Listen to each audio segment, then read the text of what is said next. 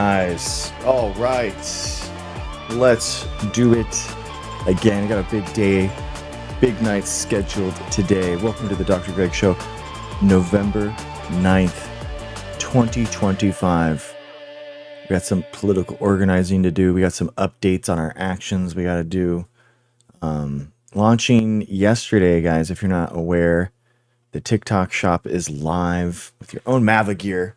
Get your own Make America Vaccinated gear, mugs, t-shirts, hoodies, and leggings and shorts, tank tops. The whole thing.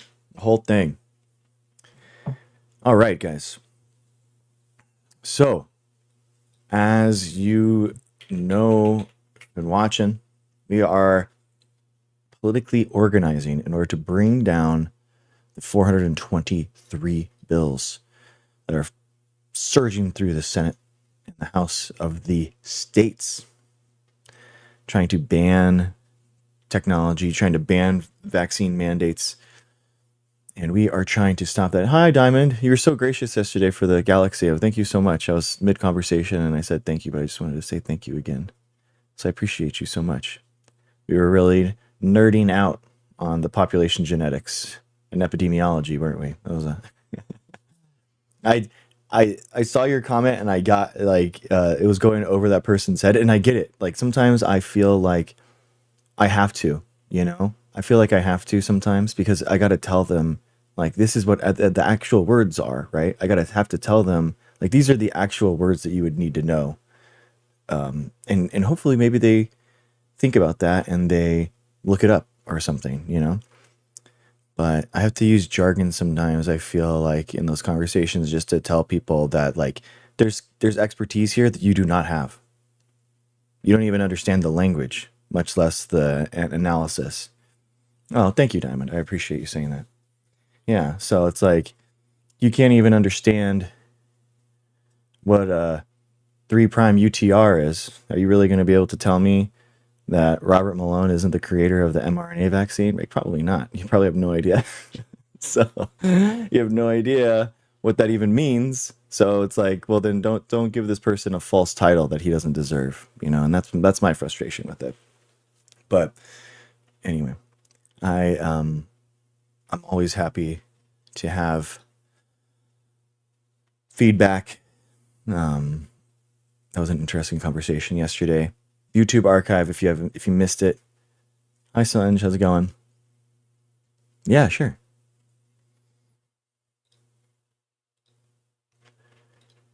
We're gonna get all into the bills, the state bills.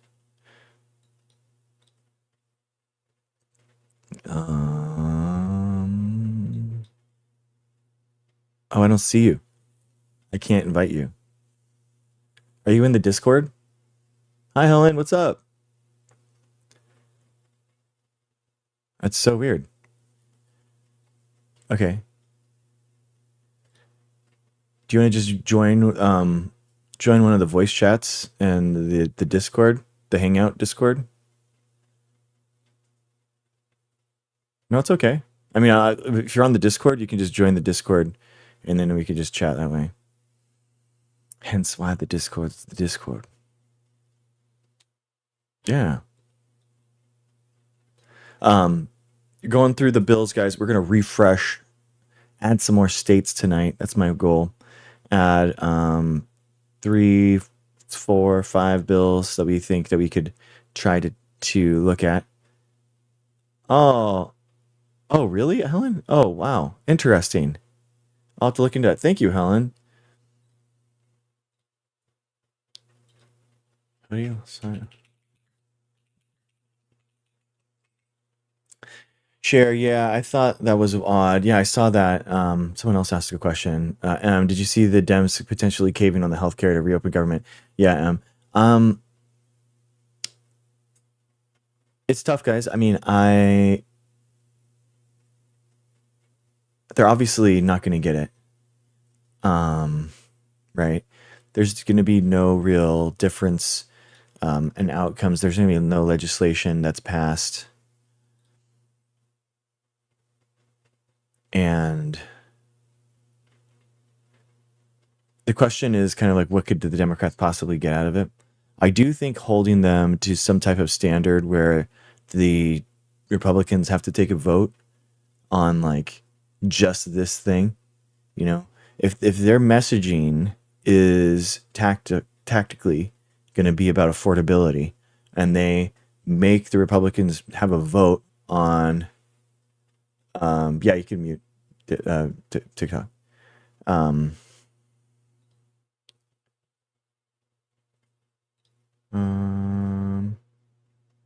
Here, I don't know how to voice call you though.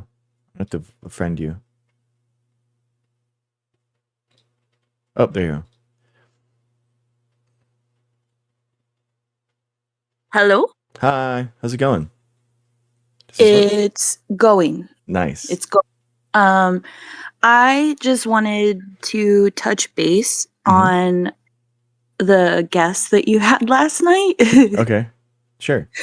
So, okay, like I can like low key identify with her, and like I understand a little bit of her frustration because like near the end of the conversation you were kind of evaluating like her headspace, right? And I Yeah, was like, yeah, this is good. This is good. Keep doing that. yeah, yeah. She was really like, we were going through the list, and she agreed with all of the scientific consensus problems, like the questions. So yeah, it was really interesting. Yeah, it was really, Yeah. it was only the lab leak thing that she actually was like conspiratorial about.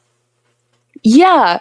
And I remember, like, okay, so I'm chronically ill, and I went back to school, like, solely so that I could get a job where I wasn't, like, physically exhausting myself, right? And Mm-hmm. then I fell in love with biology. It happened to be around, like, COVID time, or, oh, I'm sorry, C-19 time, right? Mm-hmm. Um, and I remember during that period of time, I it was difficult to find like information, Yeah. right? And I that's what eventually like drove me. I took a couple biology courses, and then like I started to eventually just be like, "You know what? I think I'm going to start just reading like the actual like primary literature about what's going on." Yeah.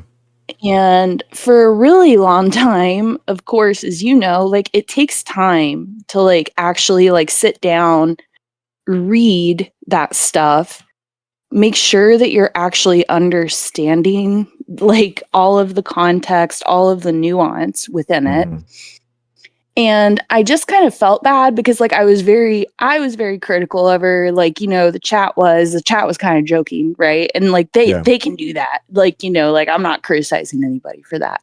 Mm-hmm. Um but I felt bad because like I could identify with her frustration about how like everything has become like so propagandized, Yeah. and it's really difficult like if you don't know, just like you were saying, like you're like, so like if she doesn't understand what a 3' UTR is, like like what how are they going to understand like the rest, like even like the analysis of Mm-hmm. how all of this stuff comes about. And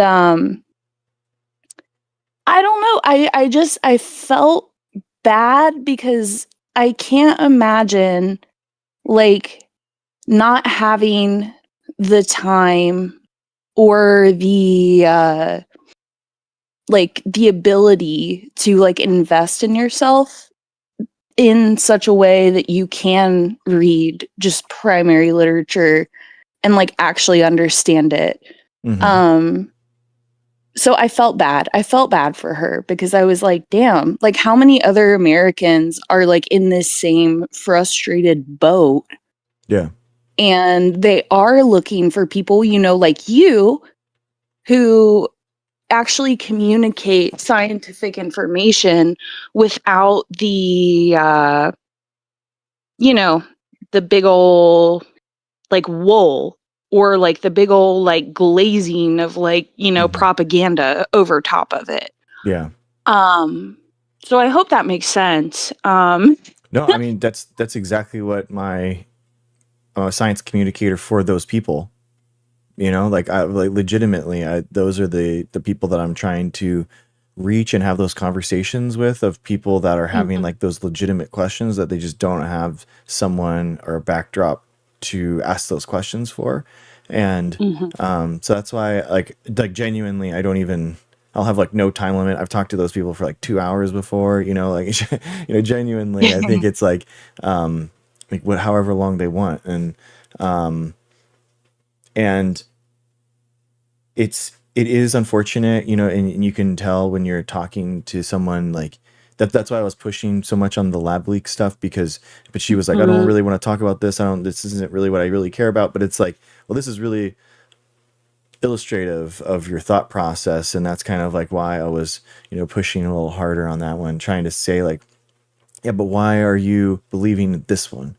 That kind of thing. Mhm. So yeah, I Mhm. think it was it's okay, and especially with like make America healthy again. You know, that is such a, like, why would we be advocating against make America healthy again? Like, do we want people to be more diseased? Like, what is that? You know, and so that the right Mhm. wing framing is so good that it kind of has this weird like ability to just, the apolitical people that aren't like following this stuff, like aren't politics nerds, they're gonna fall normally into these right wing narratives pretty easily. Not because of them being correct on reality, but just because it just sounds good. That's like, it sounds what the natural position should be.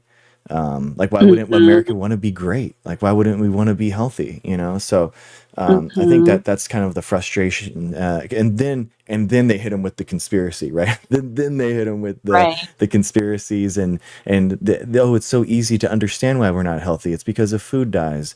Well, it's so you know, we're not healthy is because you know, big pharma is all acting in together, and it's like, oh yeah, pharmaceutical companies are really big. They are really big companies, and it's like, you know, it's just one thing after another that they kind of Mhm. fall into. So yeah, I'm honestly very sympathetic with someone that is like that.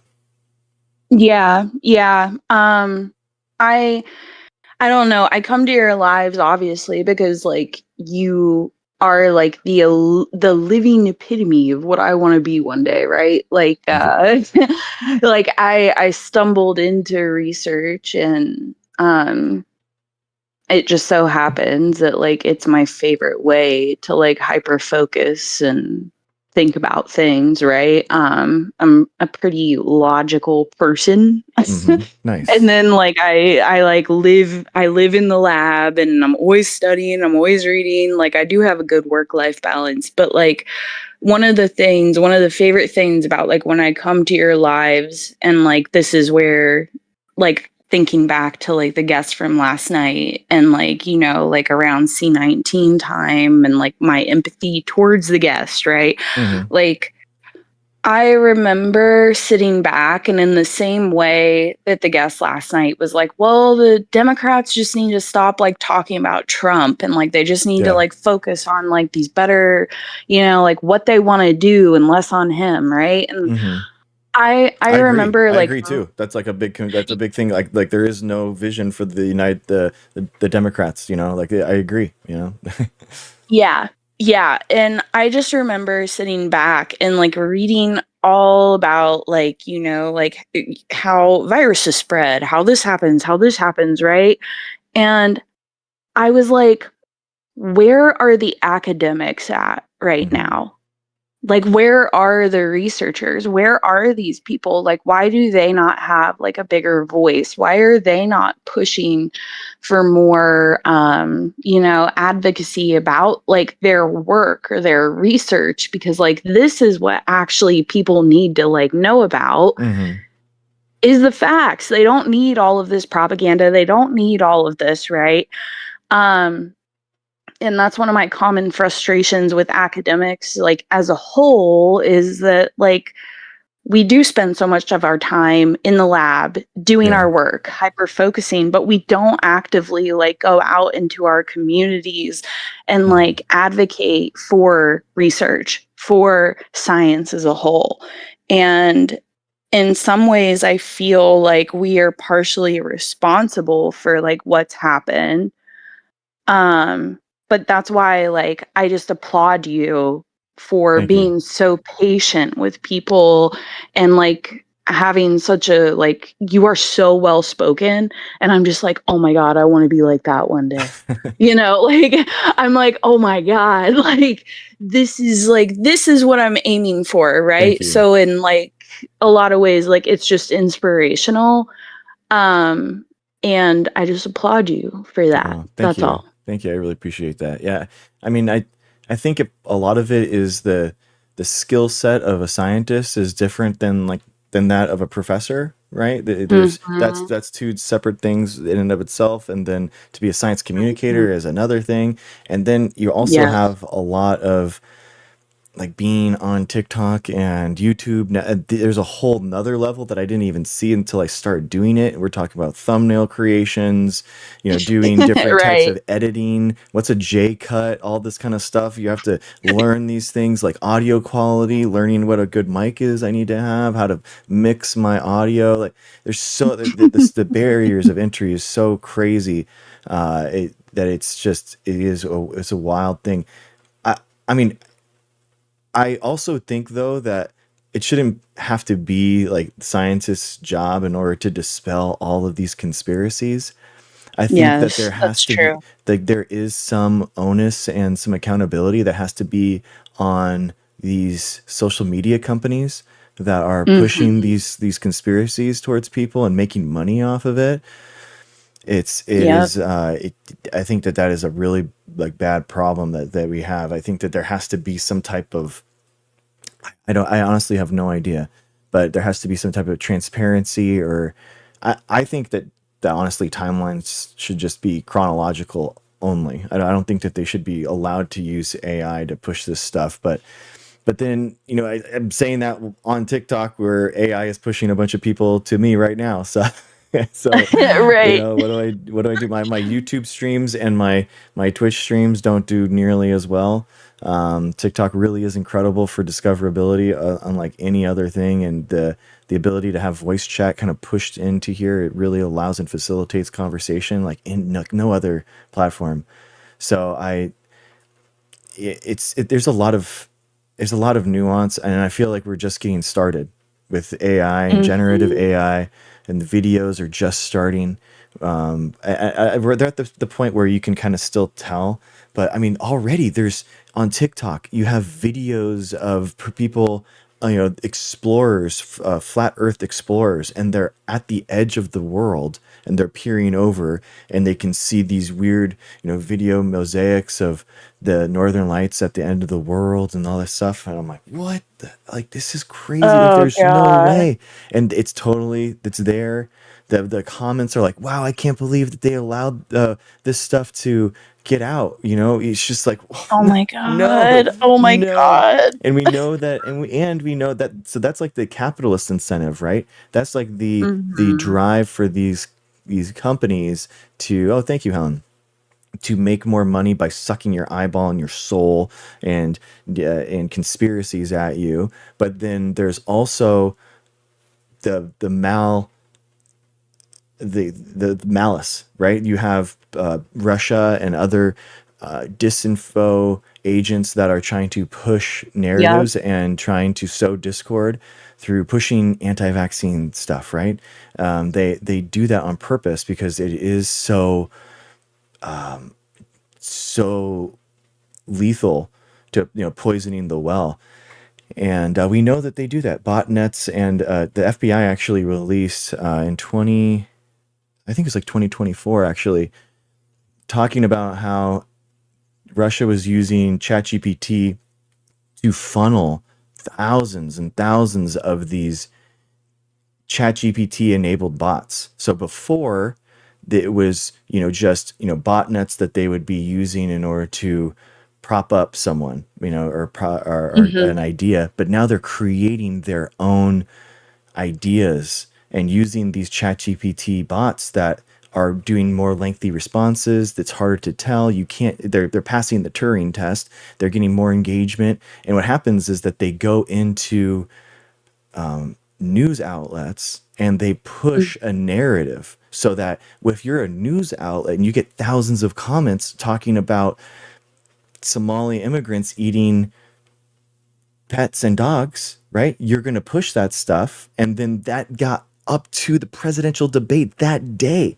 That was the Oh disinformation God. pushed idea that got all the way up to the presidential debate. So I mean, this Oh has God. real impacts. This has an actual problem that we are seeing, and it's impossible to detect now. It's really bad. Yeah. I will say, like, I honestly like think back like of the last like 10 years of my life and like, okay, like I'm on the spectrum, so like, pattern recognition is kind of my thing. um and I say that unironically, but also ironically for everybody in the chat, so please nobody take offense to that. But I just remember like being like, in my mid 20s, and I was like, what is going on? And like I was originally like a hairstylist and I was a CrossFit coach, and so like I would like hear people talk of like anti-vax propaganda, right? And I could like see the clusters that they were part of. It was like they were like super into fitness and like they're super into like health. And then all of a sudden they're like, oh no, I'm going to take vitamins for like this disease that I think I have. And I'm like, wait, what? And then it's like, oh, I don't believe in vaccination. And I'm like, oh, okay. And then it would just be like, I would observe what was going on my Facebook feed and I'd be like, oh my God, what's happening? And then, over the last couple years, it comes out that like there was this huge like push, like data mining. So it was like a reciprocal push, like where like, you know, these big companies that are associated with right wing, people essentially, they were like mining people's data and then essentially like preying off of it and then like pushing certain ideas to those people. And like that's happened over the last like 10 years, like consistently, like Peter Thiel, Hmm. you know, Peter Thiel, like our good friend Peter Thiel, Yeah. is partially responsible for that. Yep. The other guy that's like, friends with Elon Musk, Hmm. PayPal co-founder, I forget his name, but he's also a big like push responsible person for that. Yeah. Um, but I just like I'm like the timing of like all of that happening kind of under the radar, and then like Trump getting into office, and then like how the propaganda and like how like then the rise of AI, I'm just like, this is like really coincidental, like Hmm. all of this happening at once. And I'm not a conspiracy theorist, but I definitely like see the like the exponential change and like rise of like how all of this has happened, and it's almost in tandem, Oh, for like, sure. and I'm just like, this is not normal, like what is going on here? Yeah. So I think that like honestly, like the stuff with AI, and I think that like all of the like, like I said, the data mining that they were doing on people, I think that all of that honestly is connected. Yeah, Like, for sure does. Yeah.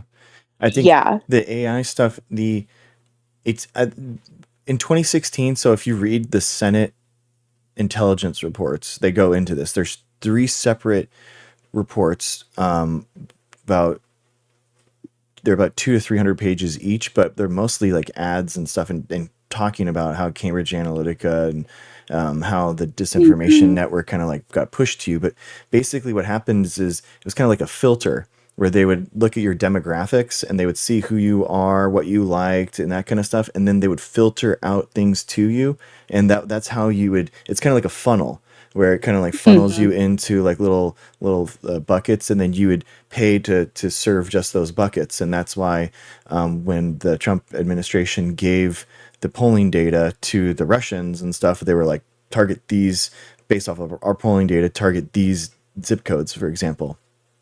Jesus So Christ. so now it's completely different. So that's 2016, right? That's old tech. Now what they do is that they have these AI algorithms that are just kind of doing that work for you, because they're figuring out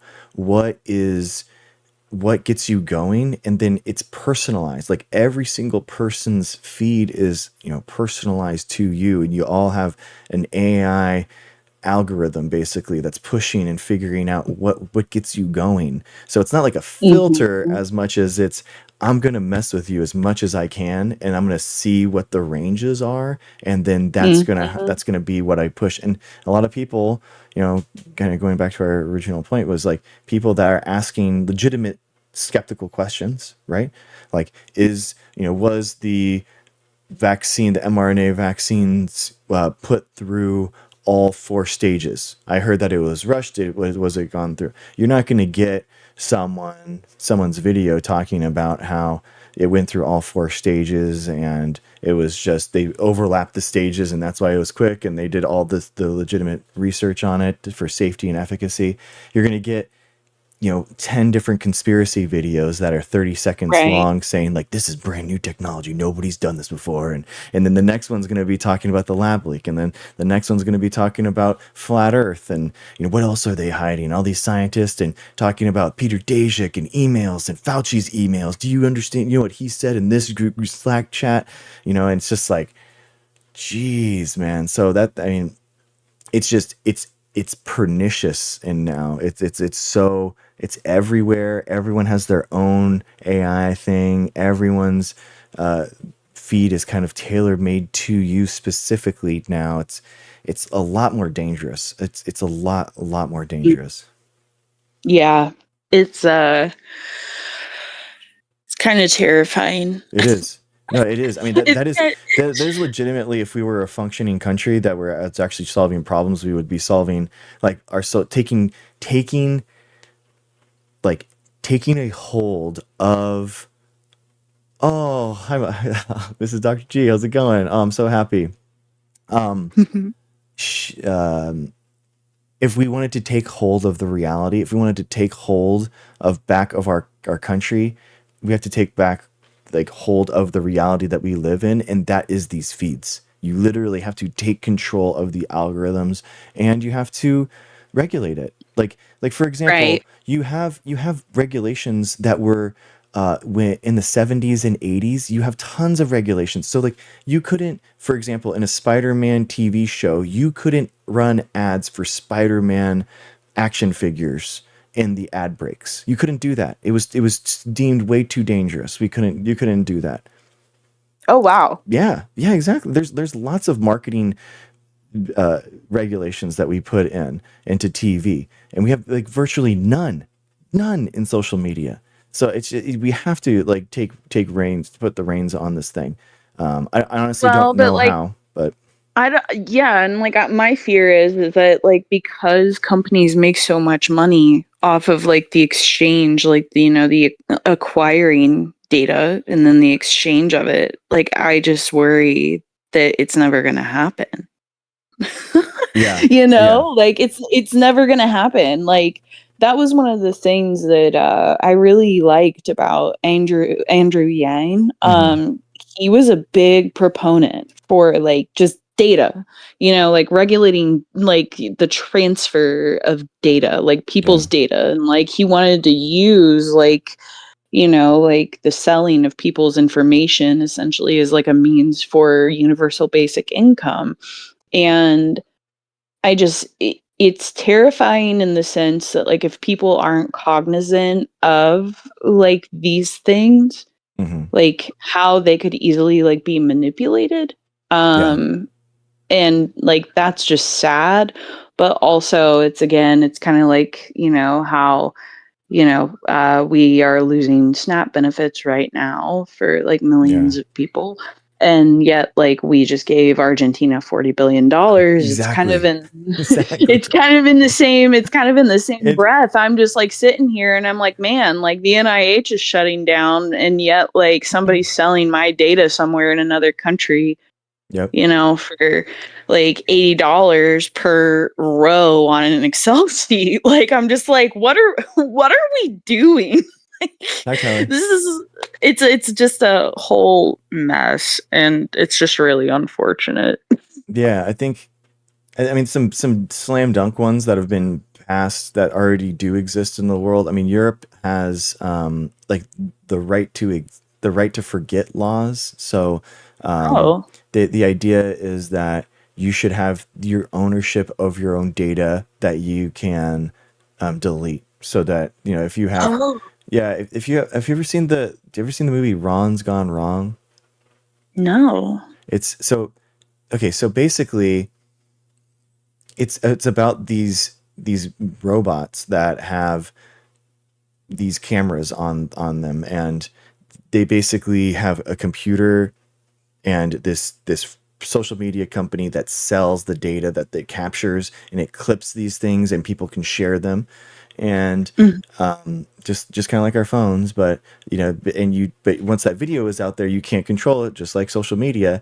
And one of the girls is it's a cute like kids movie, but it has some like really interesting social media questions. Hi Susie, what's up? And so basically what happens is this girl has an embarrassing moment, and she Mm. can't everyone knows her about that by that moment. And it's just this idea of every person that meets her goes, "Oh yeah, you're the girl that had that accident. You're the girl that had that accident." And she's defined by that. And and then at the end of the movie, they take down. It's like a Fight Club moment where they like take down the servers, and everything gets erased.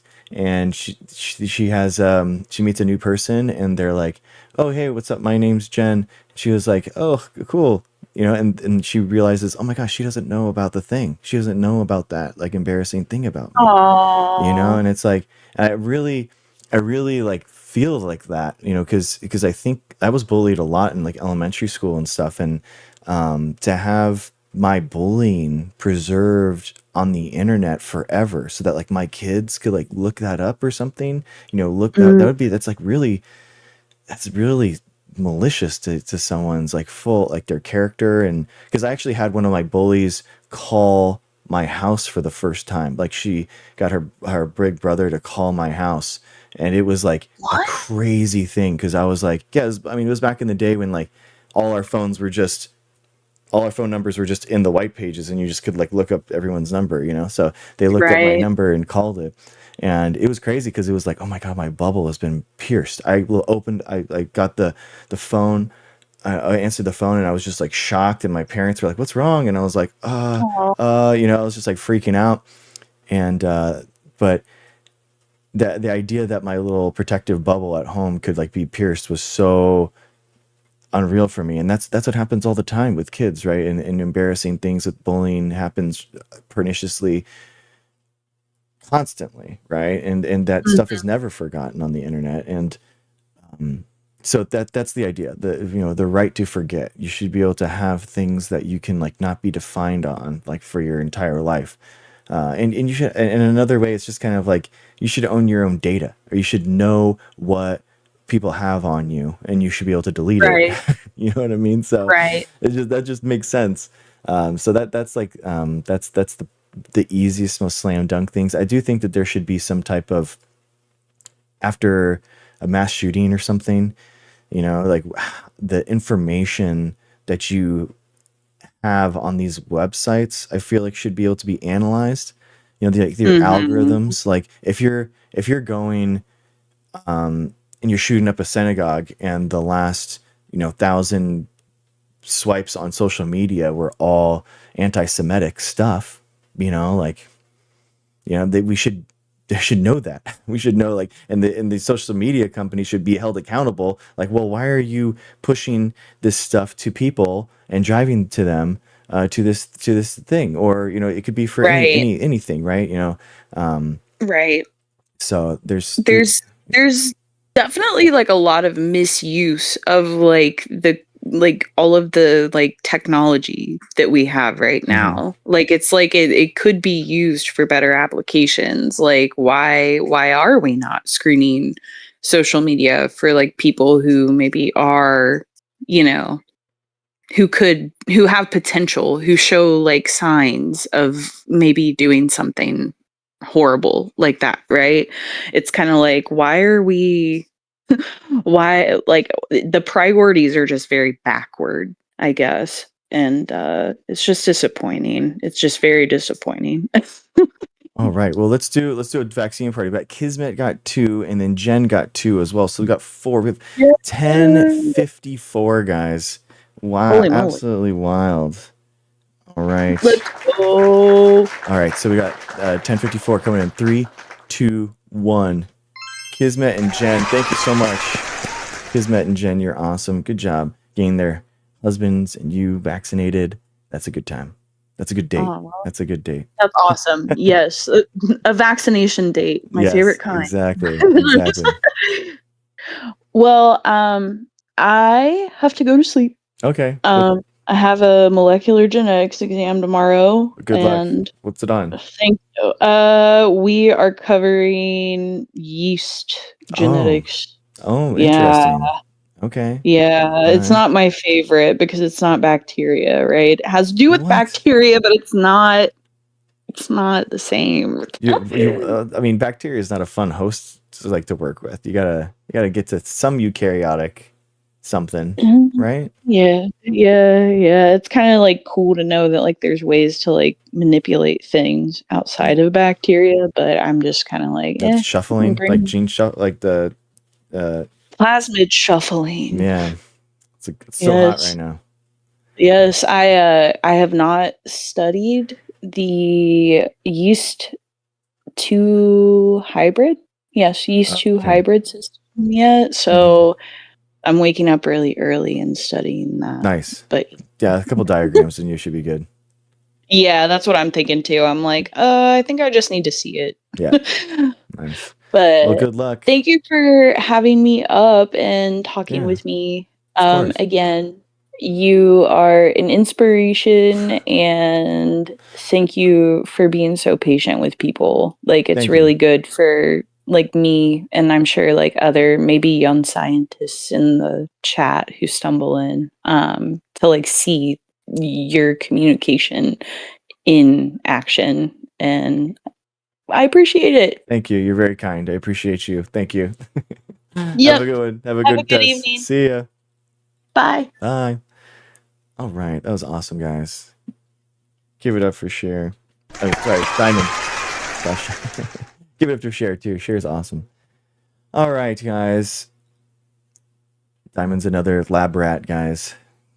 A gel jockey, a fan of the pipettes, um, moving small amounts of liquid from one to another.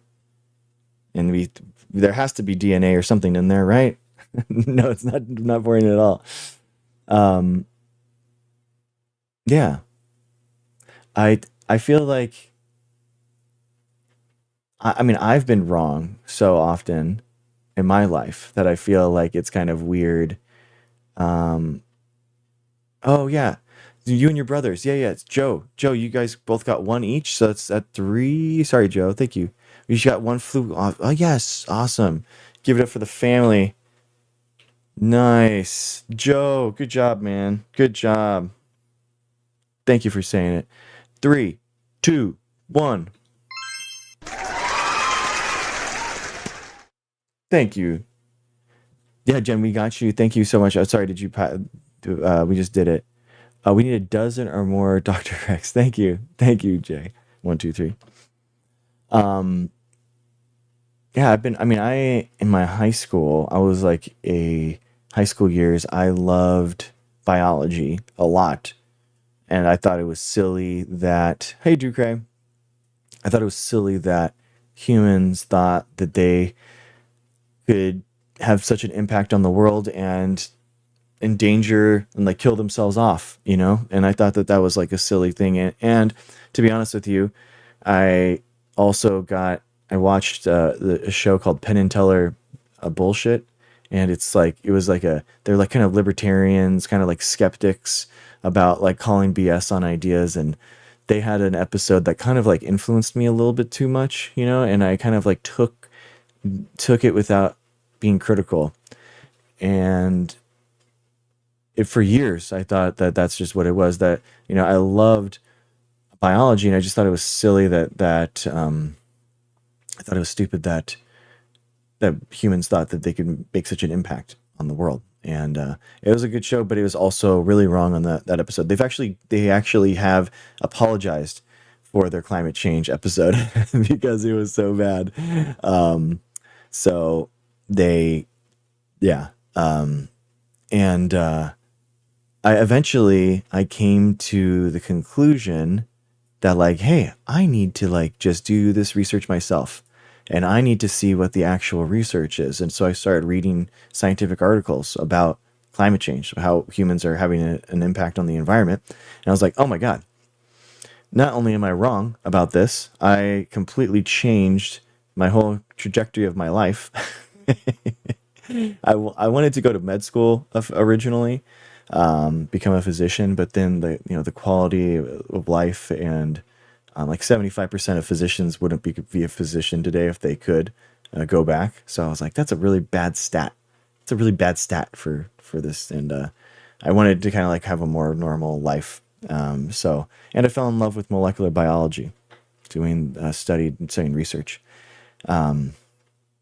So all those things kind of fell in together that I was like, dang, that is actually why. I mean, I talk about it all the time, like the importance of reading primary source material is partly that, guys, because I was so wrong about that. I've lived through that. I've changed my mind.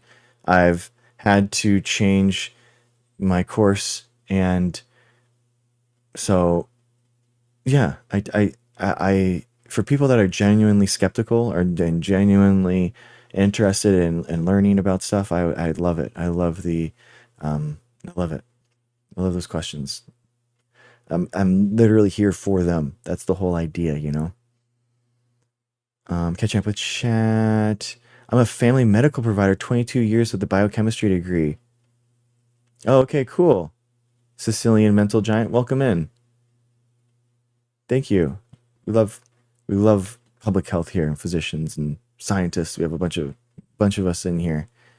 Welcome in. What are your thoughts on RFK Jr. completely redacting his former stance on GLP-1s? Um, I I think that RFK Jr. was against them before, and now I think that he is. And Trump and Elon Musk are pro GLP-1 agonists, so I would think that I guess he's supportive of them now. Is that what he is?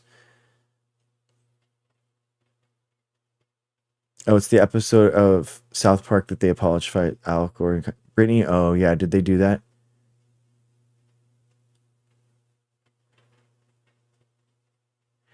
Yeah, exactly, Diamond. There's nothing wrong with being wrong. Yeah, exactly. No, I think being wrong is like a really important thing. If you're constantly right the entire time, like on something on research especially, there's something wrong. You're getting just positive results the entire time, like that is you need to have negative results sometimes. That's a good thing. That's where you learn. Hey, Efon, welcome in. I love molecular biology too, Diamond. I was gonna go into neuroscience and then had my first micro. Oh, cool. I am happily married. Thank you. I see three. He went from saying how harmful GLP-1s are now praising them. I mean, I feel like for morbidly obese people, it's probably the single biggest quality of life thing that they could have in their life is not be morbidly obese. So I think that GLP-1 agonists are a good tool to do that. And when done safely, I think that they're a good idea.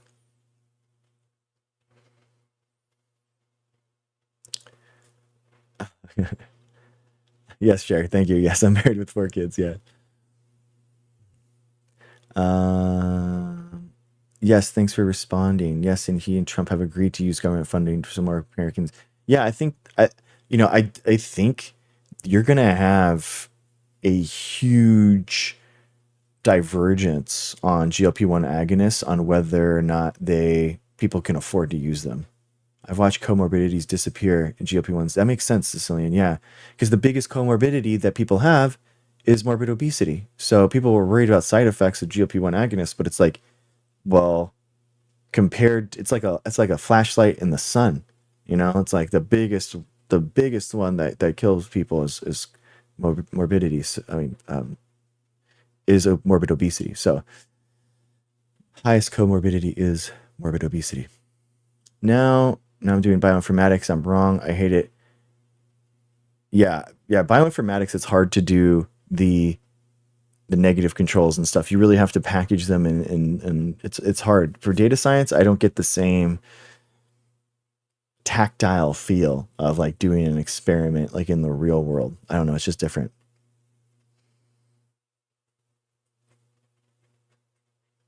I don't know what that is, Tyler. I don't know what that is.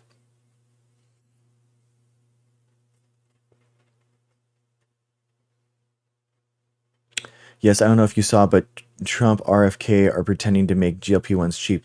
Yeah, Brittany, I think like you're going to see in the future, maybe, I don't know how, 10, 20, 30 years, you're going to see a lot of people that are just, not overweight because they can afford to be so. You're going to have, um, a lot of financially financial hardships. It's not going to be as easy to dig yourself out of that hole for being obese. It's harder, and it's a lot of genetics, in my opinion. You have a lot of you have genetics, and then also like institutionally, we make processed foods is easier to eat, and there's a lot more of it. So what happens is that people that are just have more of a response genetically in order to kind of think like, hey, I'm hungry right now, I'm gonna eat thoughtlessly. If you have that turned up genetically, you're going to be more likely to be overweight. Um, and I mean, I stress eat. So I I stress eat, because of like during the pandemic, I was stress eating a lot. So for me, that's how it is too. So yeah, it sucks.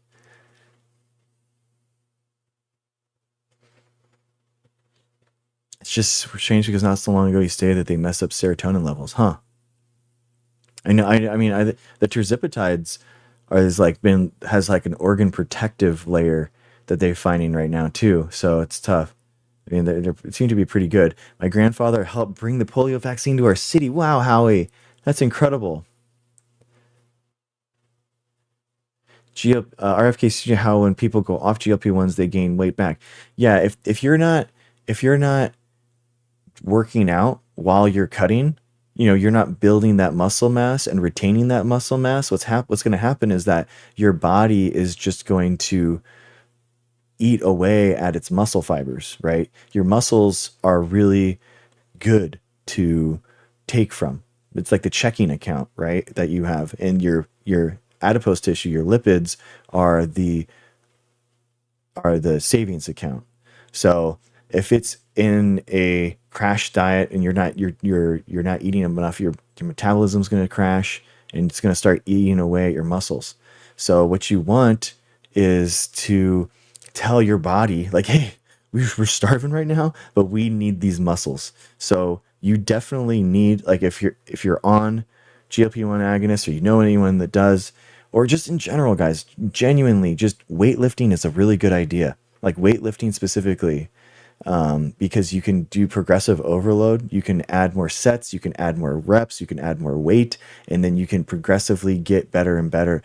And it's a good way to just have stronger bones, muscles going forward in your life. It's just a good thing to have as a good amount of muscle on you. So I definitely think that GLP-1, and on top of that, you need to be eating a lot of protein. So, your body weight in grams of protein a day. So that those are both like really good things that you can add to your health. What are precedents in that game? I don't know what you mean.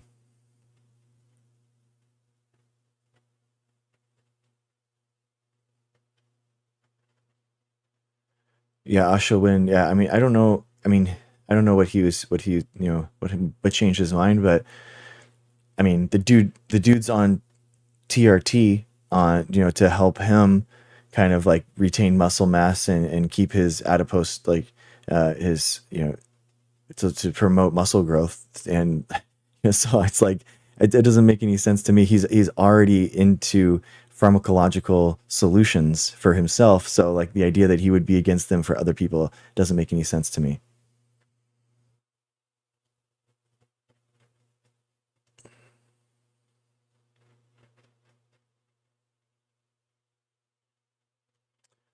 What does that mean, protective layer? I'm sorry, I'm catching up in chat. I don't understand what you're saying.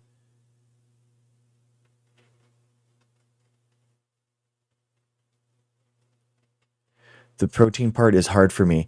So in order to get in my, so I weigh like I compete at 175, and then I normally weigh around like 190. I'm 5'8", and so I try to get around like 200 grams of protein a day. Um, and so like starting off, like in the morning, I'll have like a Fairlife shake. So that's like 30 grams jujitsu. Um, and then 30 grams of protein a day from a protein shake in the morning, and then a I'll have a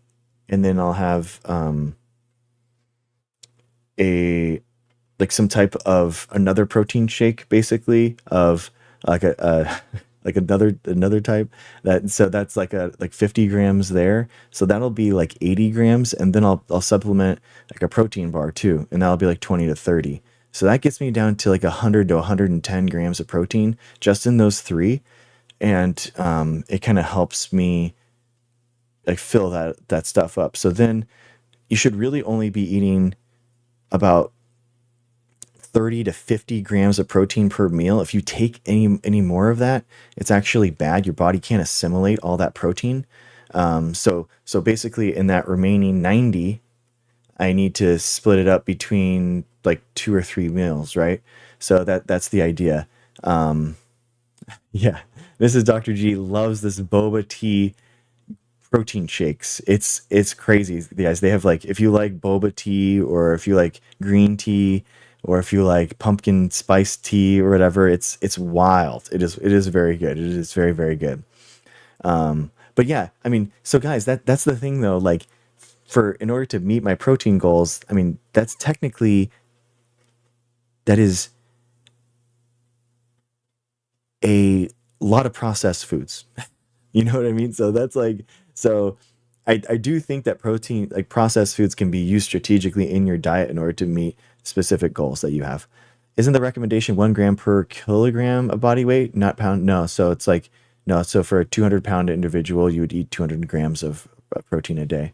And they've actually, some of the new research is actually saying that it's even more. It's actually even more than that. So I can't afford that much. Yeah, I think so. It's interesting as you. I think that that's a good point. I think that you can strategically get food and just I for all my entire, like, all my weight, all my food, I just focus in on protein in a day.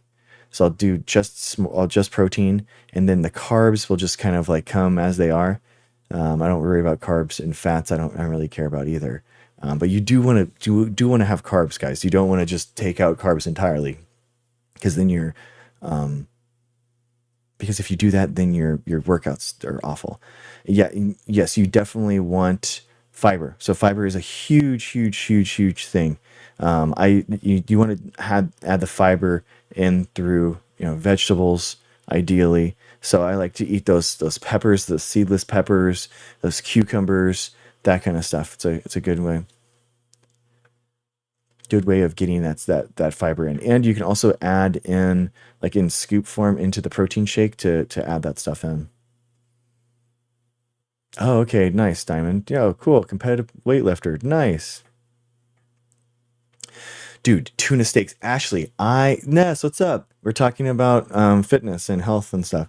I am obsessed with tin fish. I know this is so weird, but like they come in these little like sardine packs and stuff. Dude, okay, just hear me out. You have one of these things and they're like 30 grams of protein and they're like little just like little fillets of fish and you put it in like and we put it on like some crackers. Oh my god, it is so good, guys. I'm telling you, it is incredible. Such a good meal. Um, it is mackerel. Yeah, mackerel is my favorite. Mackerel like really feel meaty and like a good texture.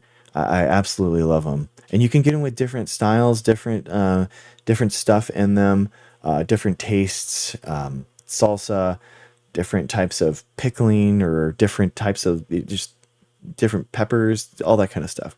Yeah, exactly. They don't taste that fishy. They just taste really good.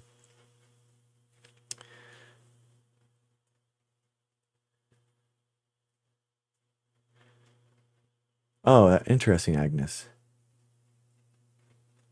Oh, interesting. Oh, yeah, yeah. I'm sorry. Simply lovely. Yeah, yeah, yeah. Make America vaccinated again, guys. This is boom. So it's like we just launched that in the TikTok shop, guys. Get the Make America Vaccinated Again shirts.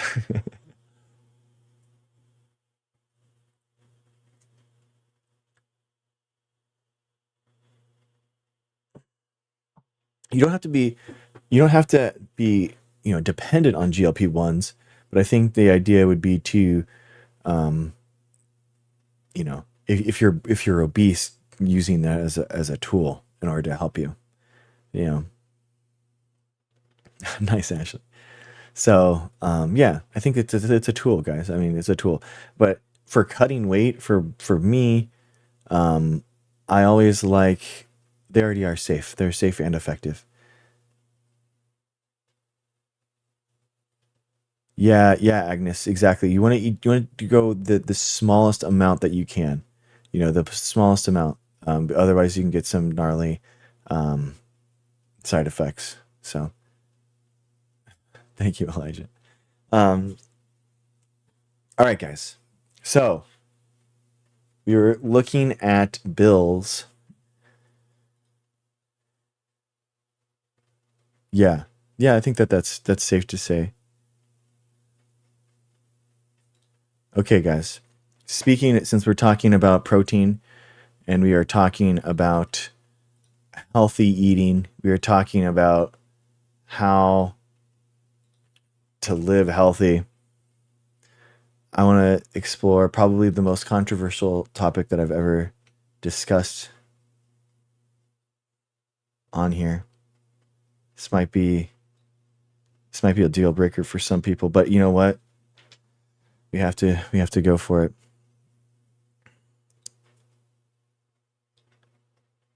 Um, I want to go through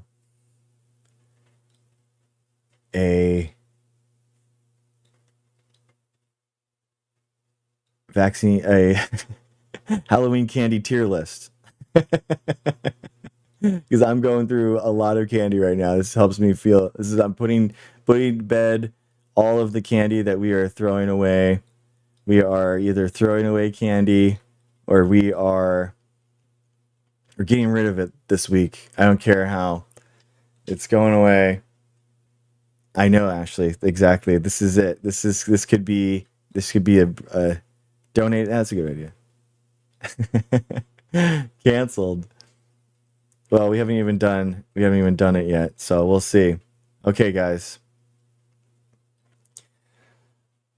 Bare necessity, let's go. Okay, bare necessity, it's amazing. We're gonna do new fresh bills today after this. So that's gonna be fun. Um there it is. Dude, oh my gosh, 400. That gets us up to 400. That's amazing. Already 400 actions in 3, 2, 1. Yes. You are awesome, Bare Necessity. Thank you so much. 400 political actions, guys. 400 emails or calls to stop these make America diseased again bills that are just plaguing our nation, and we are trying to stop them. And but yeah, I wanted to do something lighthearted before we go into the politics and trying to find new bills to harness tonight. But we're gonna do that afterwards, I promise. I just wanted to do something fun, real quick. Um, okay, let's see. Okay, so first up, I think, dude, I genuinely think teeth brushing. Okay, I think teeth brushing kind of like feels like kind of C, but and B, but what makes it S tier is tongue scraping. Okay, hear me out. Like when you are brushing your teeth, get a tongue scraper. Don't use your toothbrush to like scrape your tongue. Use like a tongue scraper. You can get it. You get one for like $5 from the store, and it just scrapes your tongue. And think about it. All the bacteria in your mouth is using your tongue as a bed to grow, and it is like just sitting there. And if you use your toothbrush, you're just putting all that bacteria and stuff onto that toothbrush, and it's like caking on it. It's so gross. It's so gross. Just scrape it off. I'm telling you, the mouth feel after a tongue scraping is just like amazing. And I also floss every time before I brush my teeth, and that's like those two things are incredible. Are incredible. Okay, man. All right. So, also pro tip: use one of those metal hook picks. Oh, interesting. Yeah, yeah, I could see that, Jeff. I use I use a 90-degree tooth flosser thing that has one on there. Yeah, I use it. Water pick. Wow. Yeah. Yeah, I can't do it with my fingers. I can't floss with my fingers, so I just use one of those like reach things. It has like a 90-degree bend, and I just like do.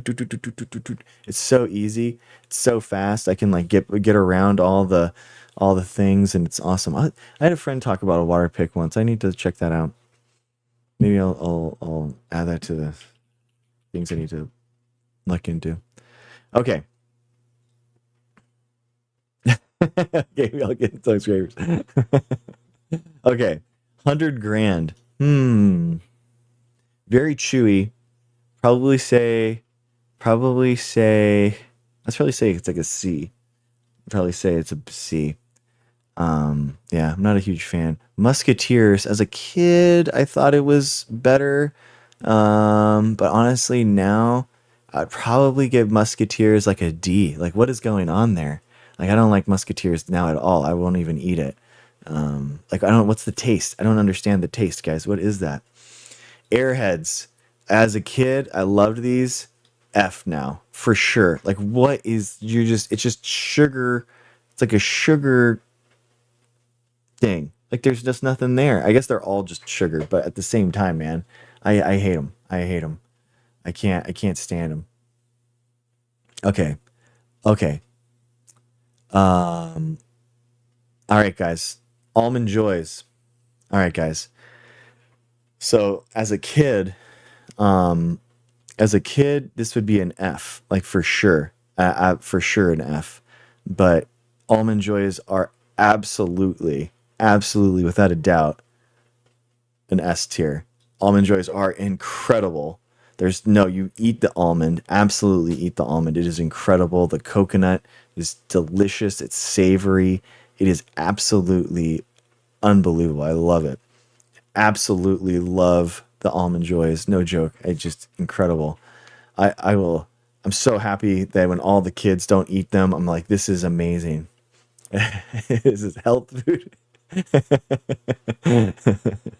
Okay, Baby Ruths. Man, I haven't had a Baby Ruth in a while.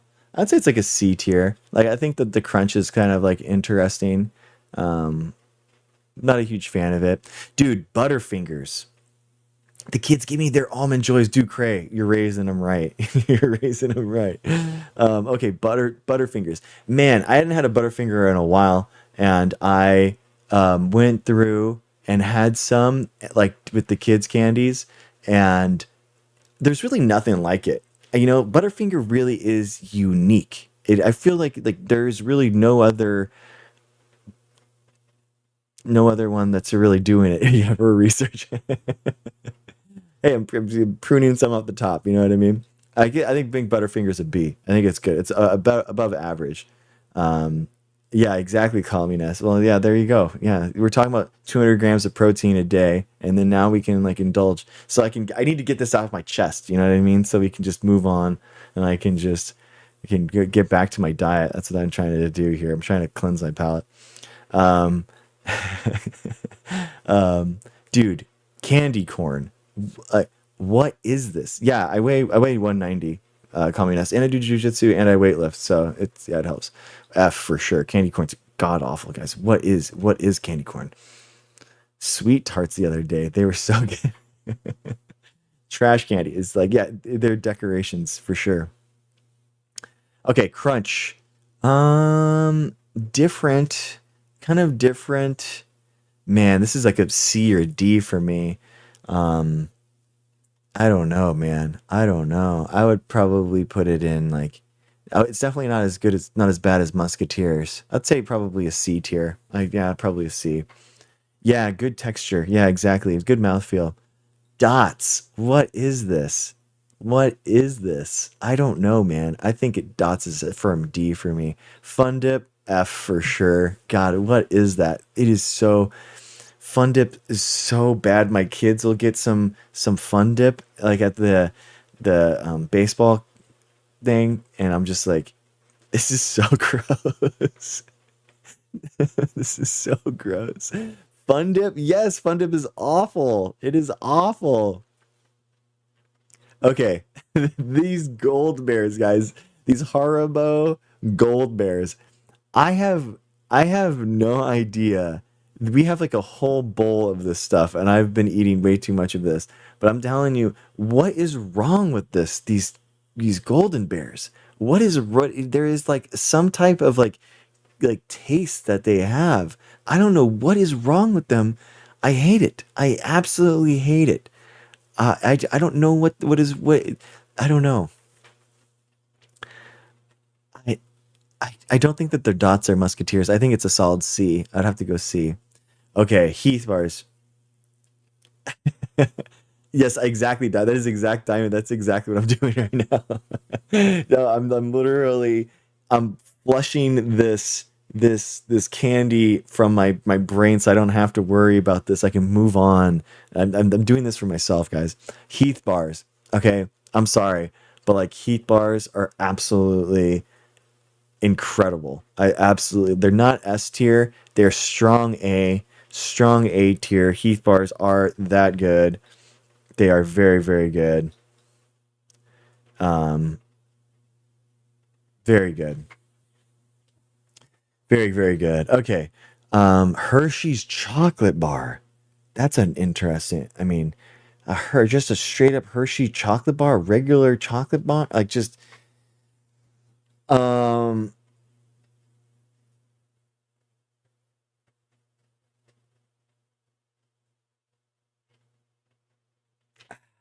I don't know, man. I would probably have to go C tier.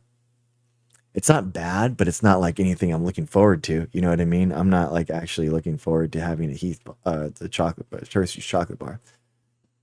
Hot tamales. They can be pretty good, I guess. But it's not. Yeah, they're like meh. I'd take like a C. Jelly bellies. What, dude? It is wild. So we have jelly bellies for our kids, to go potty. If they go potty, we give them a jelly belly. It is Jelly belly is such an interesting. Exactly. It's the flavor, and like what a different experience Jelly Belly is. It's like a self-directed like choose your own adventure game where you can like have a Jelly Belly like handful, and then you could scoop out, the individual ones and kind of or combine them for a 1 to 2 Jelly Belly experience, or you can just go for it all and just go for all of them, and it's like it's really interesting. I feel like it is very interesting. Um, it's very unique. I would say I like B. B is kind of like the uniqueness. Um, yeah, well, that's the thing is that it's a choose your own adventure game. That's the difference. I think it's an interesting thing. I'm gonna go B with Jelly Bellies. I think well we can address that later if we want. Oh, Jolly Ranchers. Oh man, Jolly Rancher. That is an interesting one. I'm gonna probably go with Jolly Ranchers are interesting to me. I know I would A or B. I they do taste so good, but then they're unique too. They do have such an interesting like that green apple. Like whoo, yeah, exactly. Diamond. The green ones are like whoo. I'm gonna say like a strong B, so probably like an A, like a strong B. Let's see. Let's adjust these real quick. Um, yeah, yeah, yeah. Okay, yeah. I'm gonna give. Okay, so highest one is the left sides. Okay, Hershey's Chocolate Kiss. I'm gonna have to go the same thing with the bar. I'm like, are you? Does anyone really like vote differently with the Hershey's Chocolate Kiss versus the bar? But are they really gonna be that different? You know what I mean? Is the experience gonna be that different? I don't know. Kit Kat, strong. That's a C for me. I don't know. I don't. Kit Kats. I don't understand. I don't get them. I don't understand it at all. Um, I don't get them. Okay, this is like a. I don't know. It's like a SpongeBob thing. I don't know. Oh, lifesavers. Lifesavers. Man, I haven't had these in a long time. This is the fruit one. I think that these. I don't know if these are the soft ones or the hard ones. Um, I'm gonna have to go with a C here.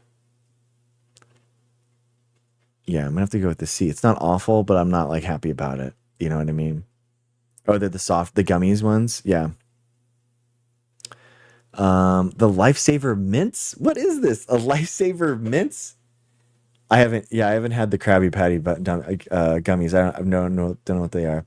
Lifesaver mints. How can a mint be like a? It's not a candy. Like what is this? What? Um, I would give that an F. It's not a candy. It's not a candy. Like what is that? That's nonsense. What are these? I have no idea. Lollipops? Just like a lollipop? Is that what this is? Like just a regular lollipop?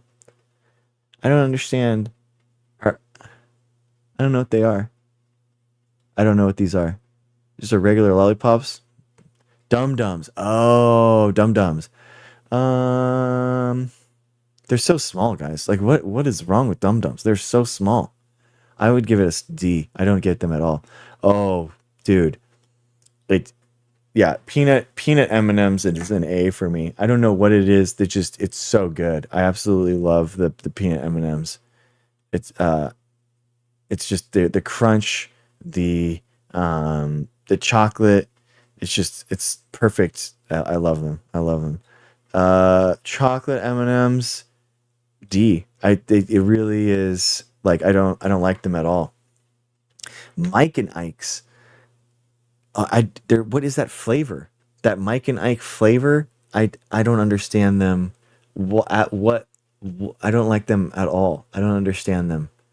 Um, I'm gonna have to go with they're not bad, but I'm gonna go with like probably a C. Yeah, candy. You think they're candy corn too? Milk Duds. Milk Duds gotta be. Man, that's a tough one. I would probably give it like a C. C, I think. Yeah, it's not bad. It's not abrasive, but it's not something I'm happy about. Milky Ways. Milky Ways. I'm gonna have to give it. I don't like it. I would rather pass on Milky Ways. I think Milky Ways and Musketeers are like the same thing for me. I don't like them. I don't like them at all. Nerds. Nerds are a strong F, guys. What the hell is nerds going on? Nerds are so bad. You learn, you really learn a lot about a person who prefers peanut M&Ms. Hey, nobody's perfect, man. Dude, dude. I mean, okay. So pretzels, guys, pretzels are a strong S if they're chocolate covered. Regular pretzels, though, just regular pretzels. It's not a candy, exactly, Diamond. I don't understand this at all. I would say it's a C tier. I would say it's a C tier. A Mormon candy. That's so funny. That's a diet food. Yeah, that's a good. Dude, the almond joys are incredible. Okay, Reese's peanut butter cups. Guys, this used to be a strong S for me, and I've been falling out of love with Reese's cups this year. I will be honest. I have a Reese's cup, and I'm just like, man, I don't know. It's not an S tier, but it's definitely an A tier for me still. I love the Reese's peanut butter cups. But it's just I don't know what it's gone about. Did they change the recipe? I have no idea because I'm like I I'm falling out of love with it. It's I don't know. Reese's Pieces. I mean, I think that they're the same thing. I don't think that they're any. I don't. I would never. I don't know about the Reese's. Yeah, the Reese's Pieces. I would put them in the same as the Reese's peanut butter cups. A ring pop? Like, am I a child? Like, what is this? A ring pop? I'm never gonna eat a ring pop. I would never eat a ring pop. You know what I mean? Like that. You have the juices flowing down. It's awful. It's atrocious. I hate them. Rolos. Rolos are a strong back of the like I never ate Rolos as a kid, but as an adult I've gotten into them and they have like that nice caramel. It's definitely different. I like them. Um I'm gonna go with the B. It's like another okay, Rapture. Okay. We're getting rid of our Halloween candy, and I'm cleansing myself, Rapture. I am, you know. You're so offended by the ring pup. Are you serious? As an adult, Ness, you're gonna sit around with a ring pup. Are you kidding me? No way. No way, dude. Okay, Skittles. Skittles I used to love, man. As a kid, I was like, there's nothing better than a Skittles. I would give Skittles, man, I would give Skittles like a strong C or a B minus here. Um, I would give, yeah, it's C plus. Yeah, C or B minus. Um, don't offend me. Um, I would give Skittles a C plus. Yeah, I'm not a huge fan of it anymore. Um, oh my gosh, these ones, the sweet tarts. Okay, I'm actually offended by sweet tarts. Sweet tarts are atrocious. Like I do not like sweet tarts at all. Like they are. I don't know. I'm sorry, but there's no way, dude. There's no way. Snickers bar. Snickers bar for me probably. I don't. I would give it like a D. I guess it's just I'm not a fan. I don't know. I don't like the Snickers. Snickers is A. I I think like I okay, I had okay, so Snickers protein. I've had a bunch of Snickers protein recently. They have a Snickers protein version of their bar. Like it's actually honestly one of the better, like legitimately, guys. I have this. This is one of the ones that I eat um for the that I was talking about to get my protein in. These these are actually really interesting and good. I actually really like these. These I can like get down. I guess in my mind, I just got through a box of these, so it's like, why would I ever eat Snickers when I could have a Snickers protein bar? Kind of like seems like what's the point? It's good. I'm telling you, Ness, it's one of the best tasting protein bars. I'm telling you, the Snickers protein, check it out. Tell it 4 grams, 4 grams of sugar, and it has 20 grams of protein. I'm telling you guys, I'm telling you. I actually, you were right. This is actually super problematic and controversial. I told you this is going to be the most controversial thing that I've ever had. I'm telling you, it's not. I'm telling you guys, it's really good. So, like, Snickers protein, dude, that would be a good one. Like the protein bar Olympics, that would be a good one. We could do that. Protein bars. I have a lot of opinions on protein bars. I eat them as a meal replacement at work. It's high D. Actually, you know what? I do agree. I mean, I okay. I do. I'll bring Snickers to. Yeah, I would. Okay, I would say it's like a C. Okay, you're right. The D is like I'm gonna pass. I'm not gonna eat this. I would eat a Snickers bar. I would eat a C. I would eat a C. Lara bars. I've had some of them that are pretty good. Sour Patch Kids. Oh, Sour Patch Kids have been a really interesting thing to add in lately. Um, I don't. I actually I like them more than I thought I would, but I don't love them. I would say strong C. That's strong C. Starbursts. I'd say a C again. Starburst, I'm not really liking. Swedish Fish. That is an odd one. It is so unique. Like Swedish Fish are just completely doing their own thing. You know, like they do have like you can't eat Swedish Fish with anything else. You know what I mean? Like you're not going in between like Swedish Fish and Skittles. You know what I mean? You're going to like you're having Swedish Fish, and that's it. You know, you're not because the taste and you're right. The texture is incredible. The texture is really good. Um, I'm gonna say I'm gonna say it's solid mid C for Swedish Fish. Tootsie Rolls. I don't really like Tootsie Rolls at all that much. I'd probably give Tootsie Rolls around like the Hershey's and stuff. I don't really. Trolleys. Trolleys the same thing as the sour and Sour Patch. Trolleys and Sour Patch Kids. Like what happened? I mean, they did what came out first? You know what I mean? I exactly miss. I exactly. I don't understand. Like the taste is like not even chocolate. Like there's no way Tootsie Roll is a chocolate. It's one of those like a chocolate like candy. You know what I mean? It does. It's not a. It's not. It's not. Yeah, it's not. Twix. Okay. Twix. Twix is the second S tier in there. Twix is incredible, guys. Twix is there's nothing else like it in terms of Twix has everything. It's incredible. You have the nougat center, you have the crunch, you have the mouth feel, you got the caramel, you got the chocolate. I mean, it is absolutely incredible. It does have that texture variety. Yeah, exactly. Okay, Ashley. I appreciate you being here, Ashley.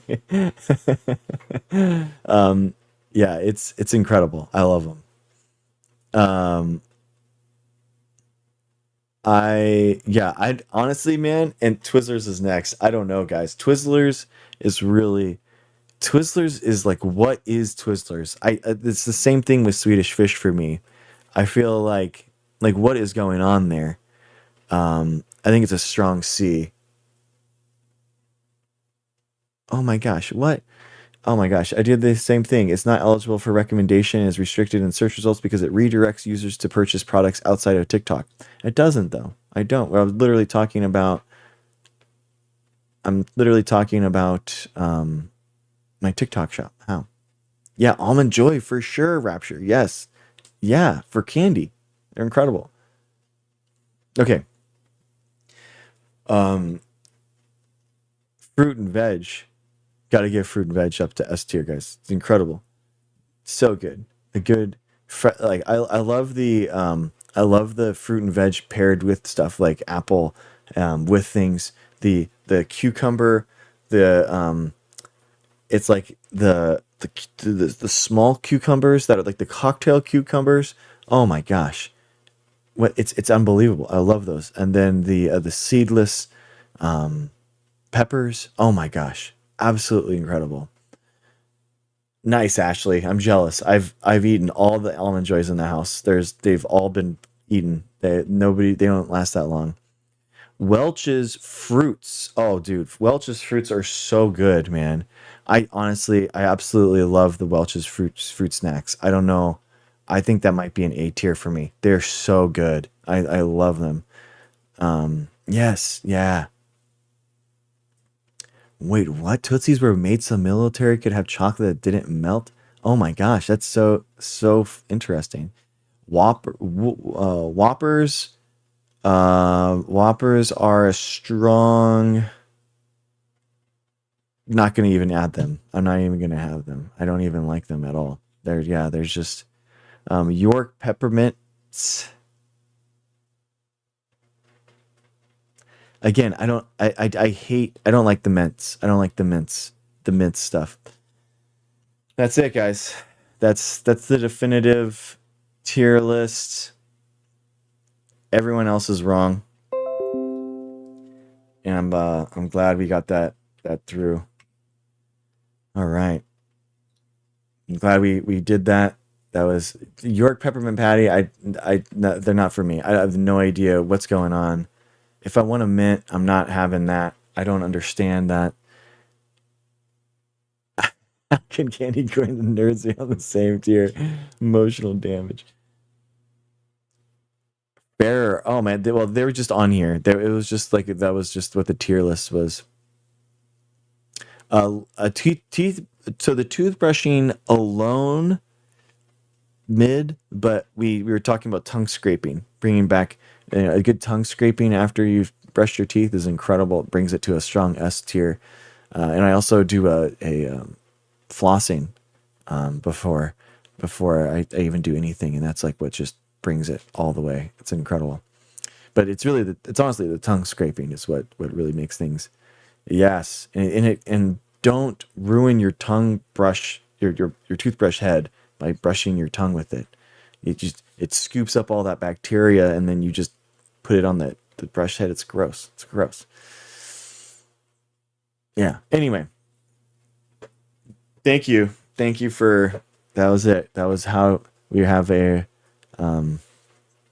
Now that we talked about our favorite ways to ingest food dye, now let's talk about ways that we can how we can do that. I hear that's bad for the mouth biome. Jeff, that's an interesting point. Yeah, I mean, I would think that all of those would be bad for the biome for specifically. Oh, I just do fluoride toothpaste, regular one. I think the big thing I don't use the I don't use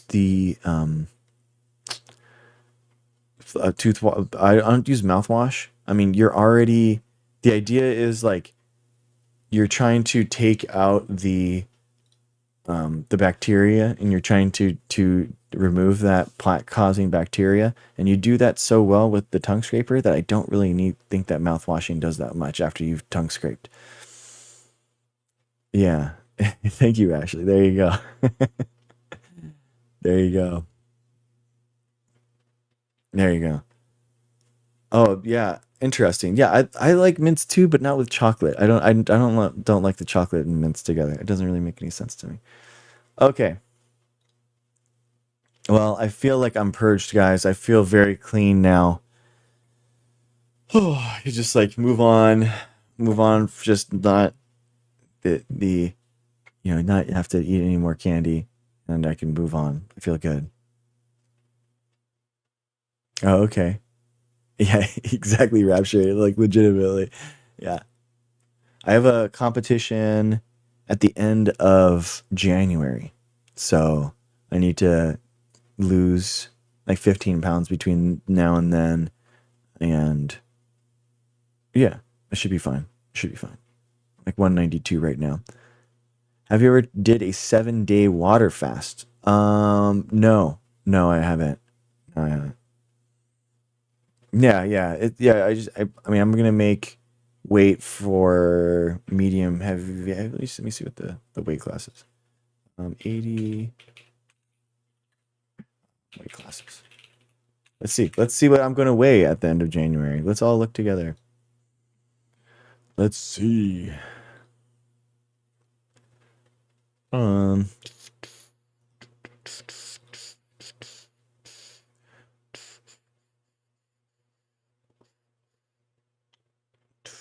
Oh, nice. Oh yeah, dude. Oh well, it's 183 for sure for me. Yeah, it's either 200 or 183. Hmm. Maybe I do 200 if I do like a little bulk or something right now. I don't know.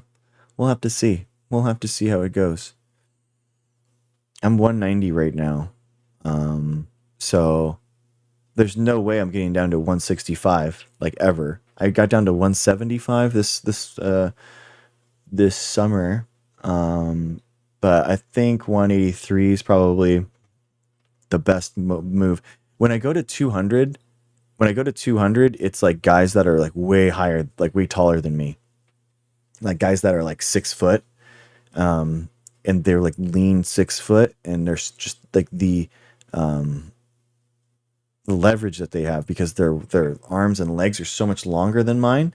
So I'm but it's funny because they actually hate wrestling someone that's my size and kind of like built like a they call it a fire hydrant build, where you just like you have like little small, smaller limbs, but like a little bowling ball. So they hate rolling against me. I hate rolling against them. I mean that is a way to go, but I can easily get down to like 183, I think. So yeah, that's what I'll probably do. That's good to know. I don't have to cut another 8 pounds. Oh, cool. You grew up boxing. That's nice. Yeah, I wouldn't do like a water thing. I mean, I've done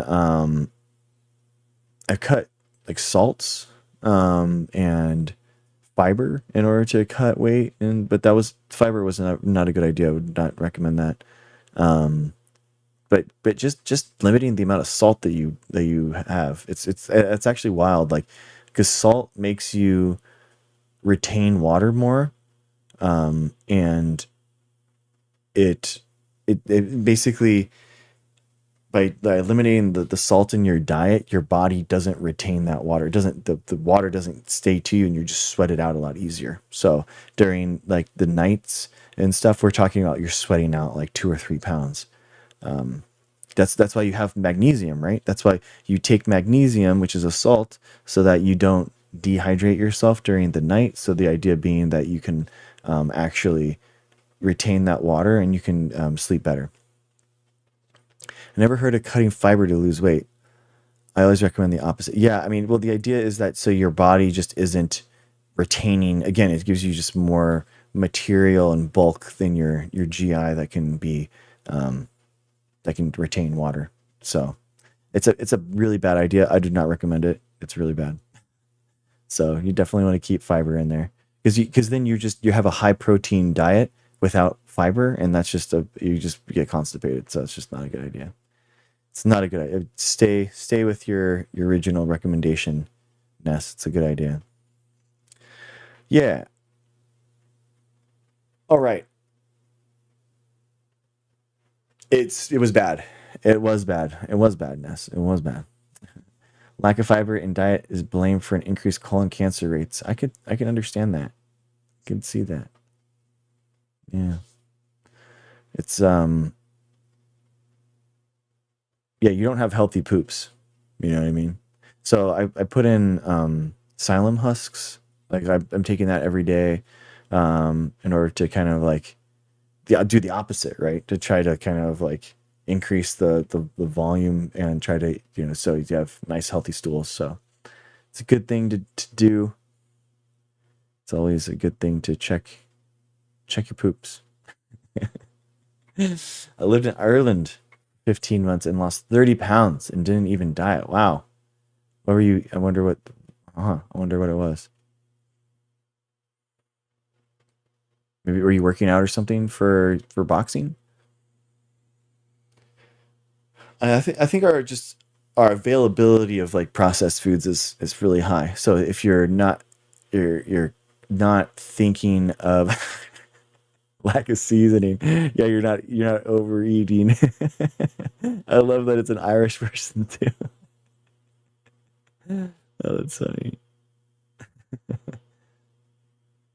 Can you please try to do lives with Dean Withers? Okay, I did. I was on his show when they did the acetaminophen and Tylenol thing. He had me on as a panel, which was cool.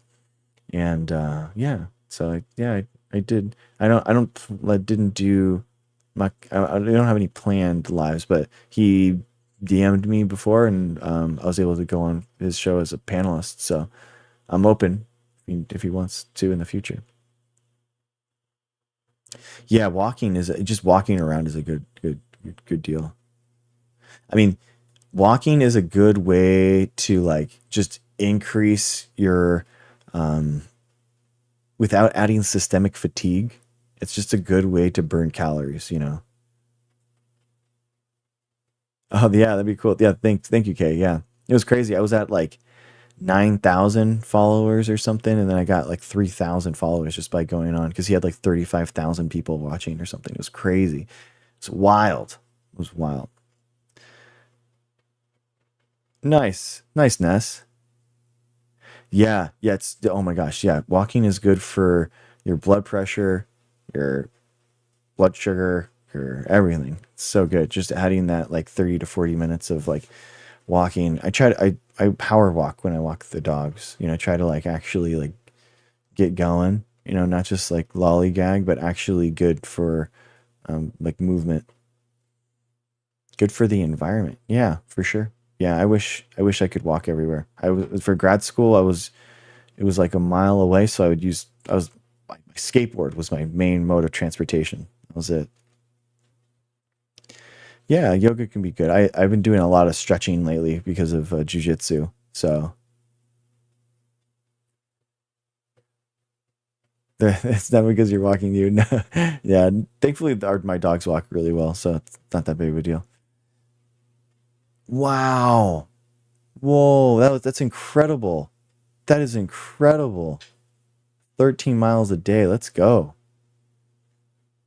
That's awesome. Okay, guys, let's retool, rehash, add some. Okay, yeah. Mrs. Dr. G is that's she wants to go to the UK is like her number one place to visit in the world. That's her bucket list right now. So, yeah. All right. Sounds good. All right. Dang. Make America walk again. It's a good one. Nice, dude. Nice, smooth. Yeah, yeah, dude. The tin fish is so good. Costco has it. Amazon has it. It's a crazy good thing for like Portugal too. It's like Portugal has like a whole culture around tin fish. I had no idea, but they have tons of different types of stuff. So yeah, we're talking like $1 for like a like 30 grams of protein. I mean, that's like a good meal, man. That's a good amount of protein and a good price, for legitimately. I love it. I legitimately love it. Really change it up. Why do you think it's barbell? Anabar is really good. Barbell is good. Um, the Snickers protein bar is really good. Um,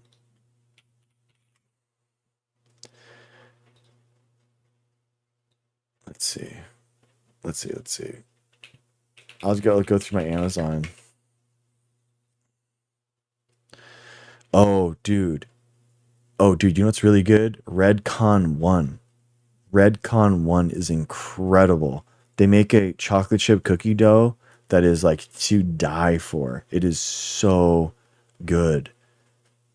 That's probably my favorite one by far. Like I loved them. I loved that one. And then I tried their all everything that I can get. I tried their German chocolate cake, which is incredible. Their lemon, which was good. I'll show it right now.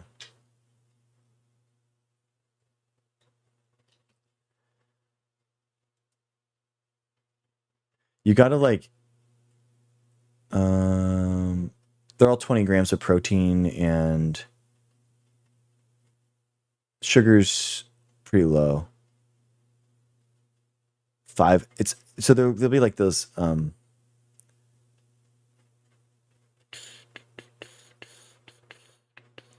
This one, yeah, this is the Redcon One MRE bar. Oh my god, dude, the cookie dough has like, um, just wild. It's so good. It is so good.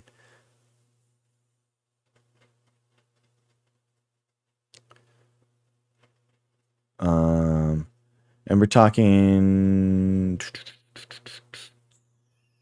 ethyl sugar alcohols. You know, sugar alcohols.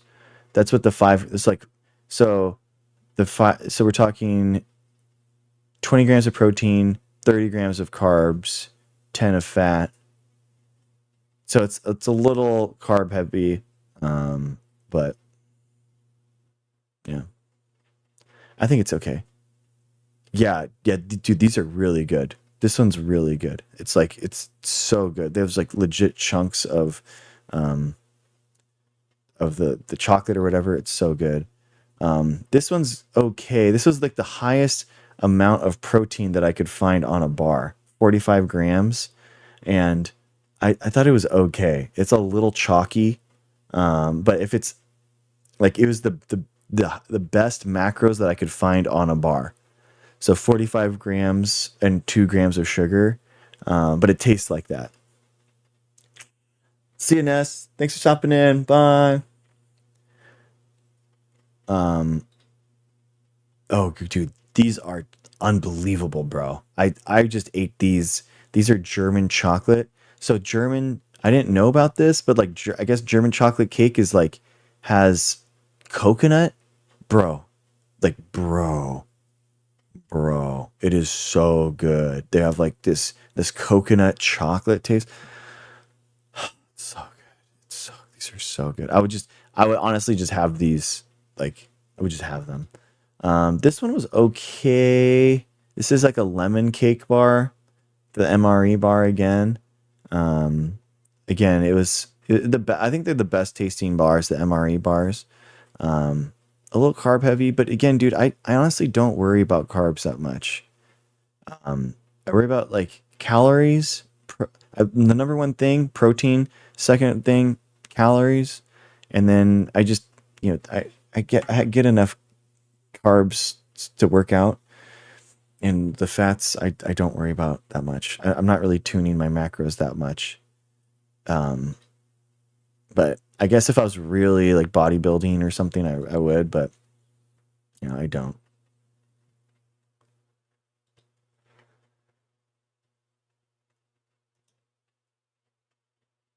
All right. Okay, guys. Let's go. Let's rehash. I want to refresh these bills that we're talking about.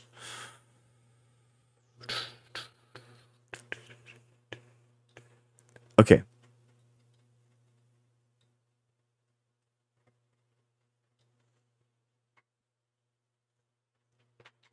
So Iowa. Okay, so this is tough.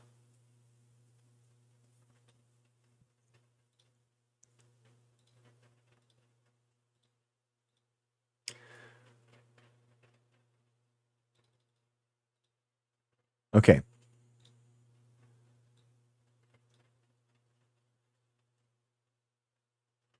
Hmm. Frustrating. I can't see everything here. Okay, here we go. Do. Yeah, I'm excited to like not have like I have a problem with just thoughtless eating. That and having all this candy around just sucks. The decision fatigue from me, and I just cave in, and then I just like I'm like, oh, what's like one thing, and then I just have one, and then it's just like, blah. and I have no self control after that. So I'm excited to just get all that stuff out of here. Get out of here. Okay. Thank you, Noble Sharon. Thank you. It's a very okay. So here we go. See, so as you can see on the top here, repealing the New Hampshire Vaccine Association, we went after that one. Massachusetts, we went after that one. Another one went after that one. Wisconsin. Um, uh, okay, here we go. This is what democracy looks like. Okay. Wisconsin, we haven't done relating to the including information about immunization waivers and enrollment or admission materials for schools. That's a little weird. Relating to Massachusetts, that was another one that we went for. The Massachusetts.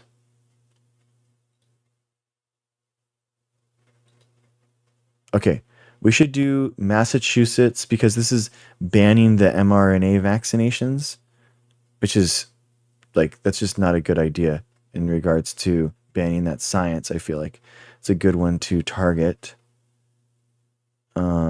Okay, so we'll do that one.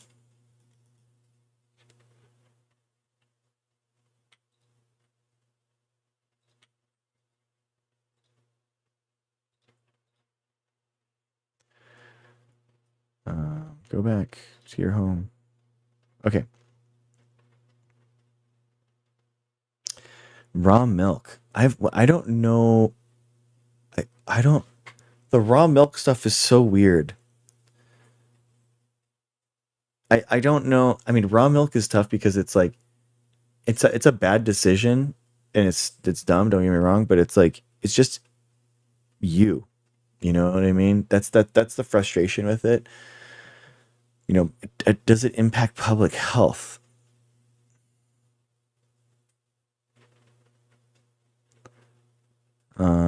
Texas is going to be hard. I mean, what do you guys think about doing Texas? Texas would be tough because it's like we're not like realistically, guys. We're not. You know, they've already banned a lot of them. I don't know if like targeting Texas would be a good idea. Relating to the immunizations of children, required informed consent, Pennsylvania. Weird. Pennsylvania. Patient election for donation and use of autologous blood. What?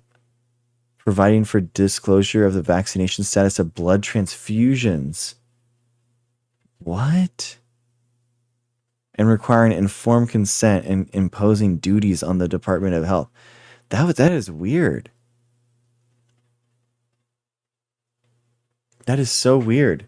I feel like that's discriminatory and like gonna pose a huge financial burden on these like the different health administration companies, the Red Cross and stuff, for example.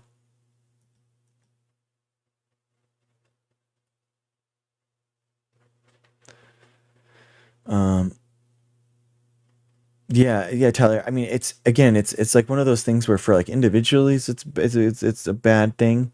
You don't want to. I think people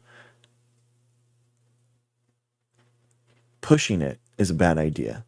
But like if individuals decide to do it, it's kind of like, well, you know, that's not a good thing. But I don't think that's an infectious disease problem or a public health problem. I think the blood transfusion one would be it's a hard because it's like you're discriminating against people for making the right decision. So it's like so what's going to happen? You know, it's kind of like I mean it's literally the whole like I'm a pure blood kind of thing. That's have you guys heard that? How the anti-vaxxers like refer to each other? They love being like, oh yeah, they do that for like babysitting and stuff too. They'll be like, I'm a non-vaccinated babysitter, so you know that I'm not gonna shed my particles to your baby. It's very weird. It's very weird.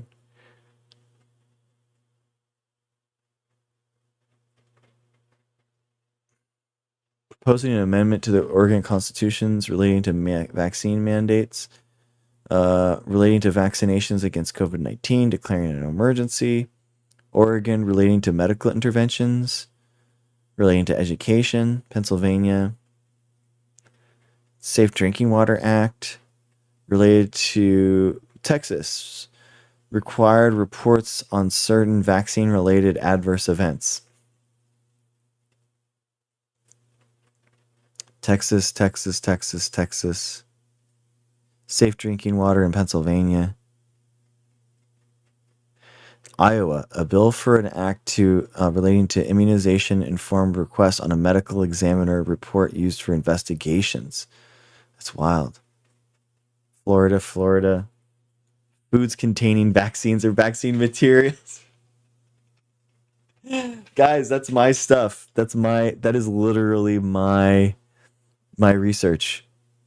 I haven't done a video. Mrs. Dr. G insists I have to do a video on this at some point, but this is actually my research, by the way. I'm not joking.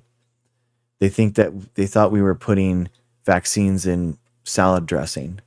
So they banned vaccinated foods so that they could have foods without vaccines in them. So yeah, we made it to the lab that I did my PhD in we made it to the QAnon conspiracy world. So it's very, yeah, it's very weird. Just because, I mean, we were a plant biology lab and we wanted to see if we could deliver RNA vaccines to the plants, and we did it in spinach because spinach is really easy to work with, and because of that, they went crazy. They just went crazy on it. Oh, sorry, Diamond. Yeah, it's not good. We had to get security there. People had to get walked to their car. It was my PI got like a crazy amount of emails. It was wild. Um, yeah, here it is. Foods containing vaccines or vaccine materials deems drug misbranded if it is a food containing vaccine or vaccine material. Because Tennessee did this. Tennessee. Good night, Tyler. Okay, cool.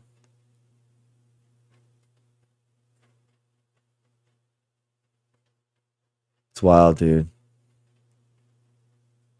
I'm trying to see if the bill actually mentions us.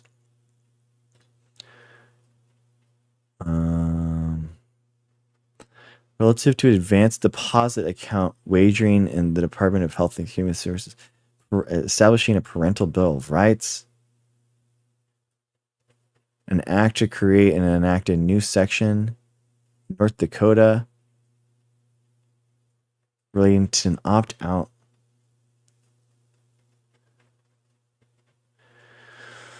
Let's see.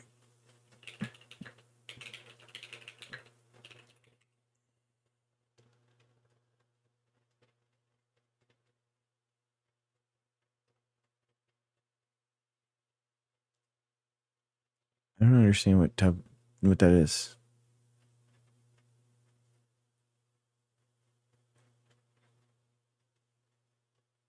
Christian moms against vaccinated cabbage. Exactly. Massachusetts opting out of fluoridation. Massachusetts fluoridation. Massachusetts fluoridation. Massachusetts immunization for school attendance. Massachusetts prohibiting the requirement of COVID-19 vaccines. Massachusetts to protect medical freedom. I think a lot of it is like these Republicans are basically trying to voice support for their stuff, and they're trying to get some lip service to Maha to get noticed by Trump. So a lot of this stuff isn't gonna be backed, but they want to do it. Yeah, Tess. I mean, they are. So they are outright banning mRNA vaccines, and that is the future of a lot of vaccine technology and gene therapy too. So they are having a huge impact on this, and they don't understand what they're doing, and that is why we are trying to do this. Ban aluminum in vaccines. Again, there's no. They're just gonna ban the MMR vaccine then.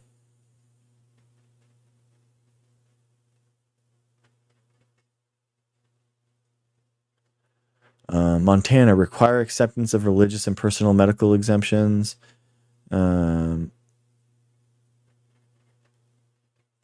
Montana generally revised child care administrative rules. What?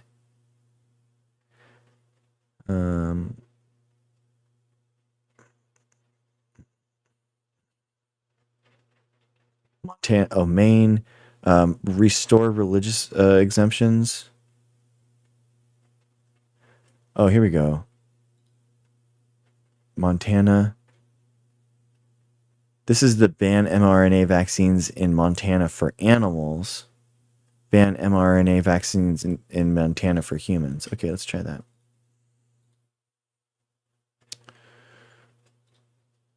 All right, so that's 1, 2, 3, 4 bills, guys. We're going to do one more. We're upping it to 5.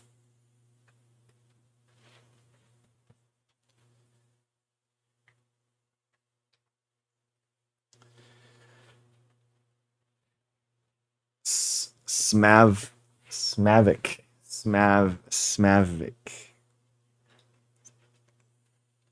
Okay, one more, guys. One more. Maine, Montana, fluoride in water systems. Montana, here we go. Montana, dude, look at all these bills. Montana, revising local health rules. Montana, prohibiting vaccines allowed under an emergency use authorization to be required. Like, what? Montana, generally revised laws related to homeschooling. Missouri, modifies provisions on risk of raw milk. Missouri, modifies provisions relating to selling of raw milk. Massachusetts, an act related to labeling food from mRNA treated animals in aquaculture. What? Louisiana, the right to refuse medical treatments. Iowa. Ohio, regarding food dyes, PFAS, fluoride, and certain things. Oh, Minnesota, the Bioweapons Prohibition Act, mRNA injections prohibits and products designated as weapons of mass destruction and mRNA. So this is... Okay, we already got that one. No, we need to do this one. This is 3219. I know. Yeah.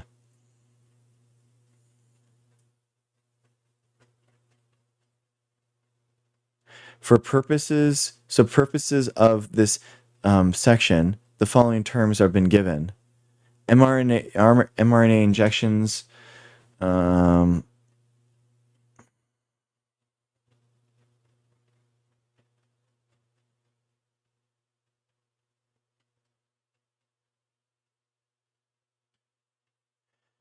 Yeah, here we go. Crime. Whoever produces this would be, yeah.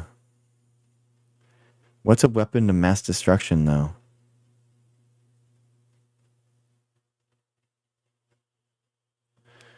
Bioweapons? See, they're only saying bioweapons in the title. Like, but so are they saying that all mRNA is a bioweapon? Yeah, whatever. We got our 5. Cool. Okay. Yes. Sweet. All right, guys. We got 5 more we are targeting. We aren't messing around. We're not messing around, guys. Dude, it's so cool. I think their moms may have taken a little more time. I, you know, I, I think it's just yeah, it's wild. I think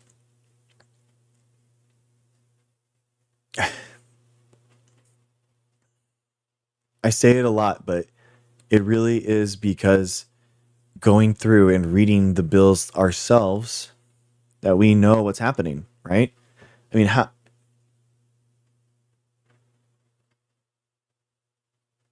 like what who's talking about this stuff?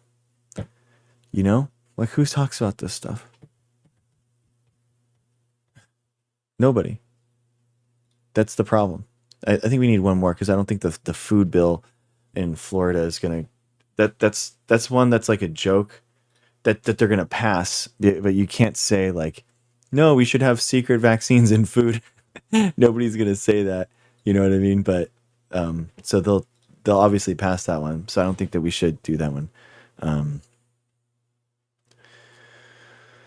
I just want to add one more, so we can add five here.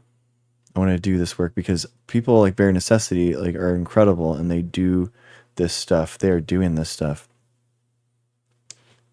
Oh, dude, I want to pass. I want to do an easy win too. So I want to do ones that we know are not going to pass. Amber, what's up? I want to do ones that we know that aren't going to pass so that we can claim credit for it. You know what I mean? So that way I we can it's going to be good. It'll be good for our like little movement and things like that. Those little wins are big for us. So can't discount those. So New York relates to the administration of the novel COVID-19 immunization. Oh, for sure. Yeah, of course, Diamond. Yeah, of course.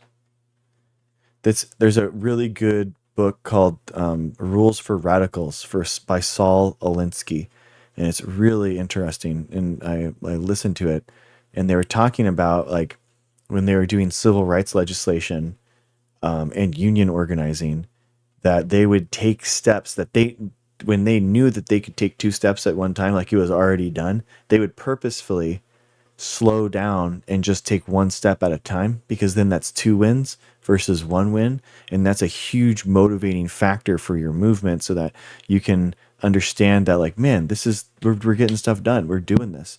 So they would purposefully do that, and that's what we're doing too. So this is a New York bill. No immunization used for the purpose of inducing immunity against COVID-19 in humans in the state shall be mandatory immunization issued by the administrative state. This is a weird one because it's like it's after the shutdowns and stuff like that, or the mandatory vaccinations. So it's like, why even propose this? No incapacitated person shall be required to receive immunizations.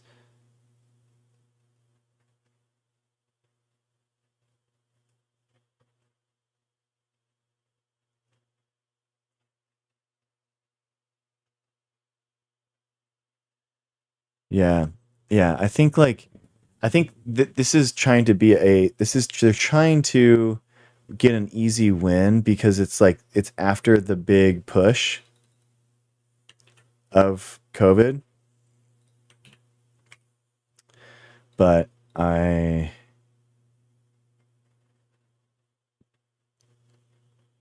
oh, dude, good job, Diamond. Nice.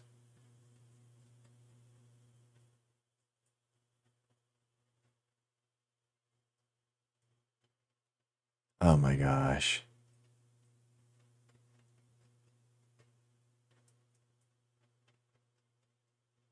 The bill was drafted by a Florida based hypnotist and conspiracy theorist who thinks that the treatments are nanoparticle injections. Oh my God. Okay, well, that's for sure in there. That made it. Okay, so New York, Minnesota, bioweapons one for sure. Montana buying it. Pennsylvania, the blood.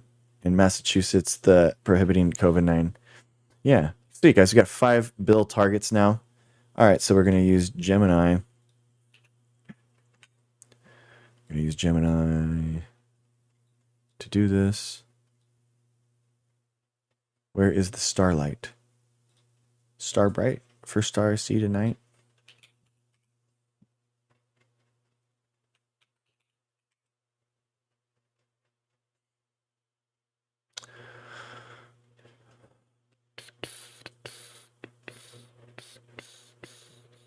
Okay, cool, cool.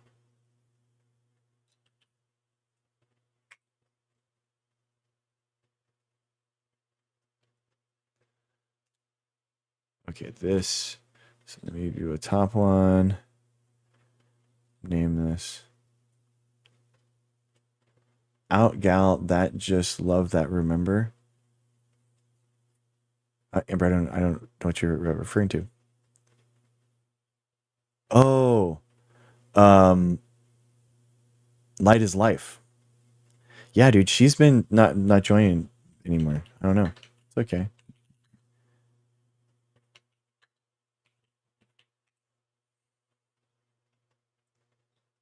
Yeah, she debate doc kind of tore a new one and kind of yeah. I like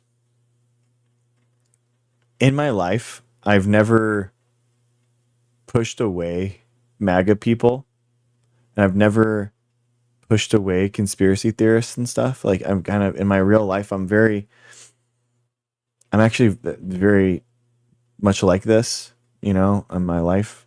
I love talking to people. I love talking to people that I disagree with. I love understanding why they understand. This isn't just like a thing that I do for stream. You know, this is like who I am. And they never last long, bro. I'm telling you. They um they never last long. They always they pull back from me. I don't pull back from them. You know, they can't hang. So it's kind of funny. But you know, I mean, it's fine. I don't. I'm not like an ass about it. Like, but I'm not constantly bringing it up and into their faces or anything. But a lot of times they just can't take it. Hey, Jax, what's up? Oh, I know exactly, Amber. Yeah,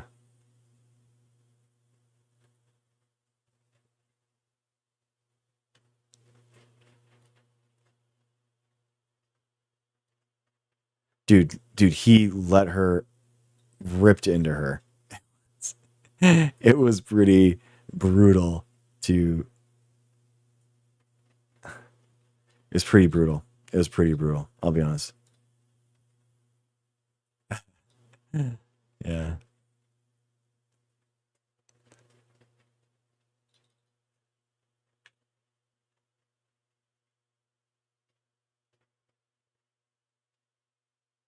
Yeah, he had like debate doc had not been exposed.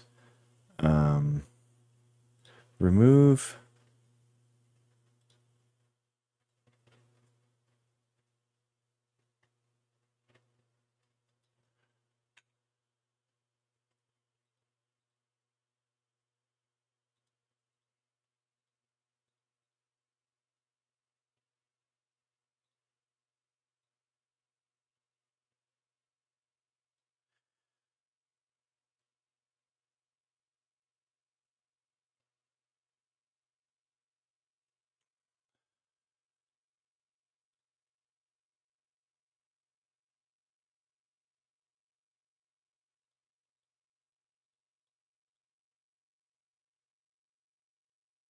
No, no, Juliana, I didn't. I have it, but I don't have it. Oh, nice, Shadzi. Good job, Shadzi. Let's go. 10:59. 10:59, guys. And three, two, one. Good job, Shadzi. 10:59, guys. Amazing. Dude, I hate how the marquee when it scrolls, it like the camera doesn't pick up the it doesn't look like the same. It looks like they're kind of it's kind of like glitchy as it goes by. Can you guys see that? Can you guys still see the words like above like the scrolling? Our vaccines and political actions. Is it easy to read or is it harder because it's scrolling? If my head's up, it's harder to like I block the words. So I was like, maybe I can make it scroll and it's easier to read them. I don't know. I see the words, but it glitches. Yeah, yeah, that's what I was worried about. Streamer problems. Okay, you guys can read it fine. I can read it perfectly fine. Okay, cool, cool, cool. All right. Um, yeah, for sure, Nikki. Yeah, you got me. You're actually the first person to ever say that. That's really crazy. I'm so. You can like get in the box and we can talk about it if you want.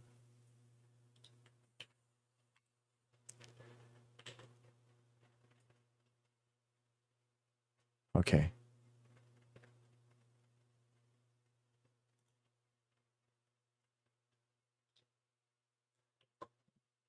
I'm not seeing your request up, actually.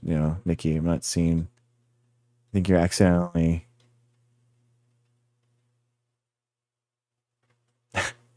Like what company? What like where would I actually get? Like what are you talking about? That's not a legitimate question. What do you mean?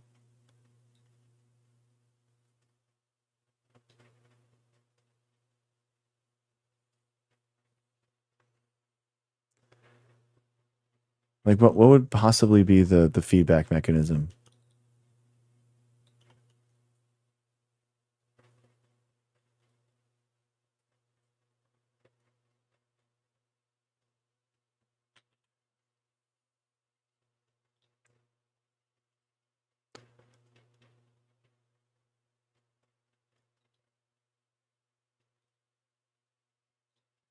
Okay.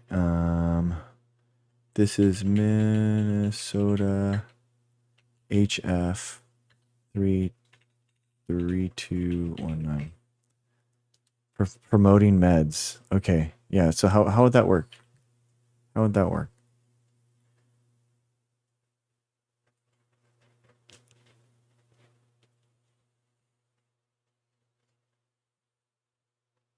Like we celebrate global vaccines, people that have vaccines globally. So how like what do you like what would it work?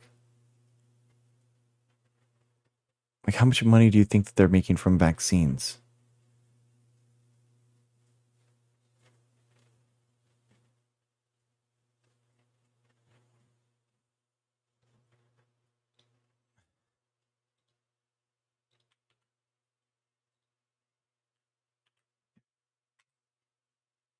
Yeah, I would say that the corruption isn't me on TikTok live with 70 people in here.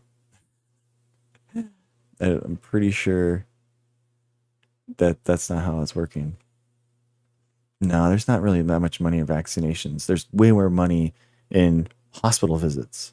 So hospital visits, they've made way more money on it. All the pharmaceutical companies do. I mean, for a pharmaceutical, um, like in Oregon, the cost for the measles outbreak was about $45,000 per vaccination per person, and like an MMR vaccine's like $100 per thing. So it's like, yeah. Do you think docs get money from promoting vaccines or other drugs? So there was like there is a feedback mechanism where they get maybe like paid by let's say they like Oxycontin is the one that really like is the one that people talk about.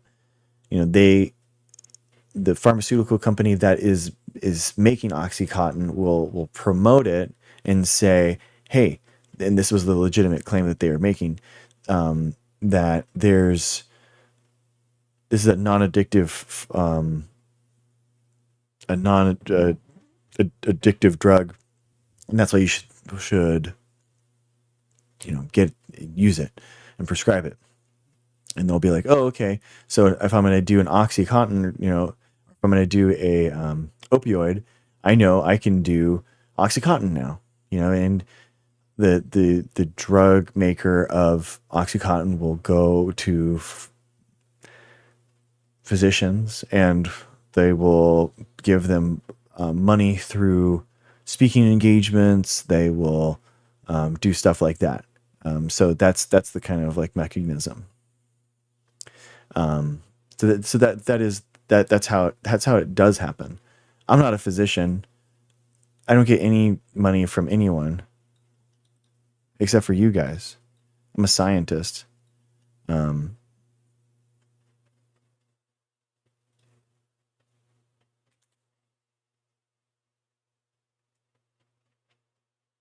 oh, nice. The bill is dead. Guys, we got a dead one here.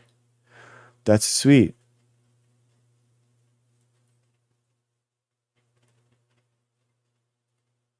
Nice. That's good.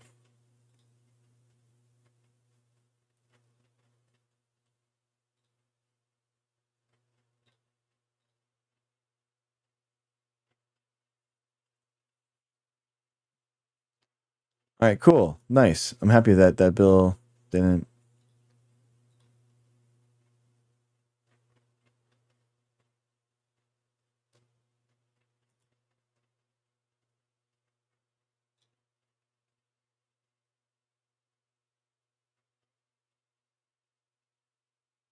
Okay, Pennsylvania. Then we'll do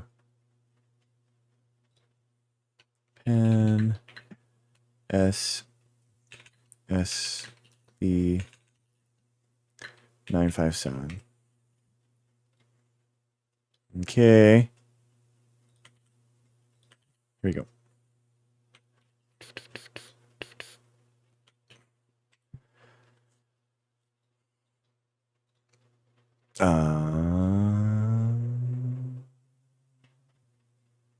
Yeah, I don't think that there should be any commercials by drug companies. That I don't think that they should be able to do any commercials. Yeah, that's true. Big wellness and all those things that definitely makes so much more money. The markup is way higher. Yeah, Diamond, exactly. This is the Minnesota, sorry, this was the Montana banning mRNA vaccines, guys. That one's a dead bill. That's a dead bill. How sick is that? We should celebrate that. We should celebrate that. Diamond, your response made me think of we need to celebrate this. Celebration. We will celebrate them. Dead bill. Dead bill alert. Killed bills. Dead bills. Sweet. Yeah, we will definitely do that. I don't know what Watson did. I don't know what you're talking about, Diamond.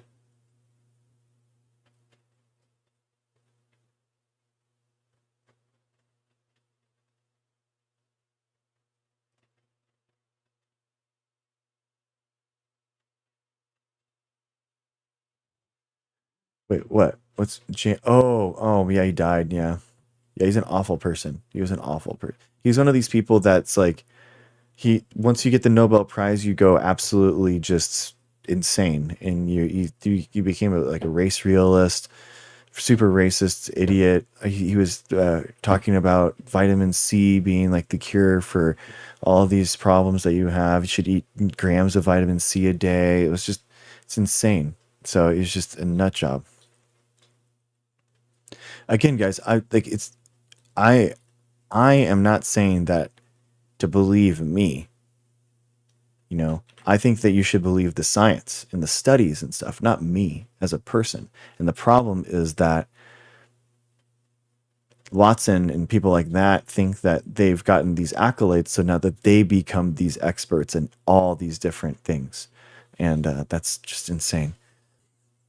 Yeah, the Amish vaccinate, dude. You're misinformed.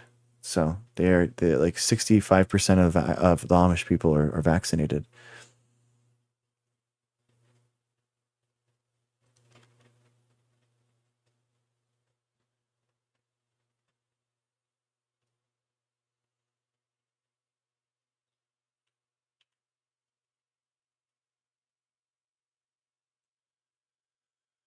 Okay, dead Bill alert. Okay, cool, cool, cool, cool.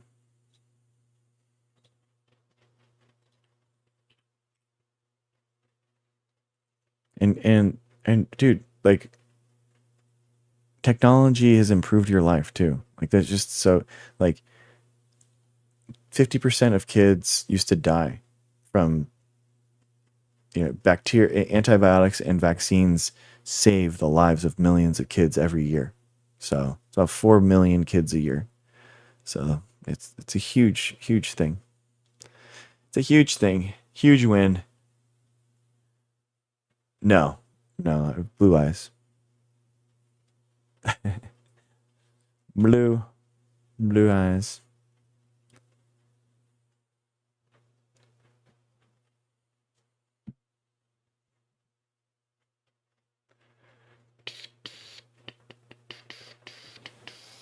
Yeah, it's because I have like this light coming down right here, and then I like have like the shadow on my things, and then my glasses have kind of a problem.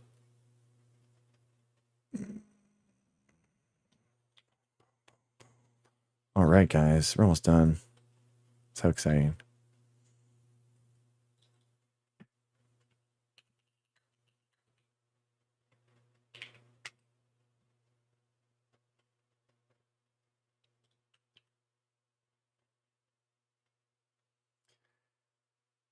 I don't know anything about the melatonin study. Sorry, I'm not a physician. I think humans are kind of boring, to be honest with you, to study as a scientist. Sorry. I like to change genes. I like to knock out stuff. I like to mess with genomes and um, do genetic engineering and stuff. So I can't really do that with a human. So it's kind of boring. Sorry. I know we're humans and we have like this human brain, but I think that that's just kind of boring. So yeah, yeah. For better, yeah. I mean, kind of diamond. Yeah, right. I mean, it is crazy to think about like when you do the sequencing of that organism and you realize that your organism is never existed in the history of the world before. And you created that out of a sketch pad on your computer. And then now it exists in the world. And you can test it and see how it is and what's going on. It's just wild. It's so cool, man. It's so cool. I'm telling you, like, molecular biology is so much fun. Okay, Arkansas, Louisiana, water systems, Arkansas, water systems, Arkansas, food and drug, Arkansas, oh my gosh, repeal the statewide fluoridation program. What are they doing, dude? It's like, it's so nuts.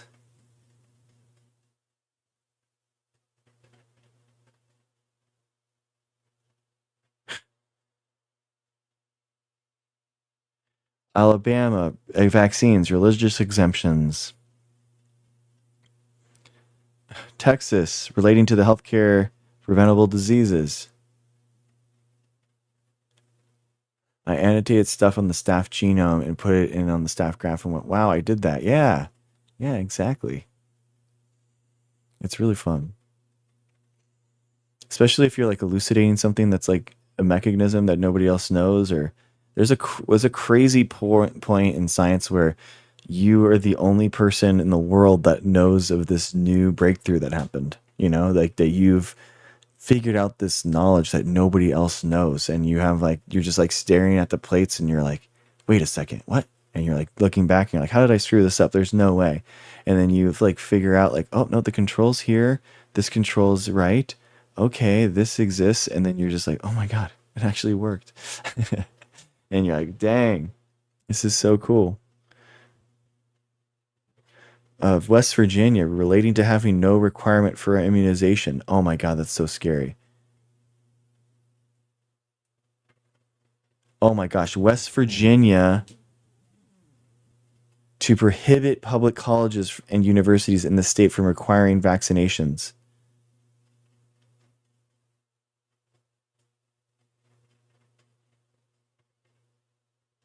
Oh my gosh. Let's do that one for sure.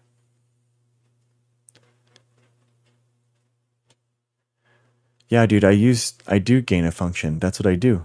That's what, like my research is gain of function. That's the whole point of molecular biology, is that the whole thing's like gain functions that I give them. That's the whole point of molecular biology. Anyone that tells you anything differently, that gain of function is dangerous or something that shouldn't be done, isn't, they don't know what they're talking about.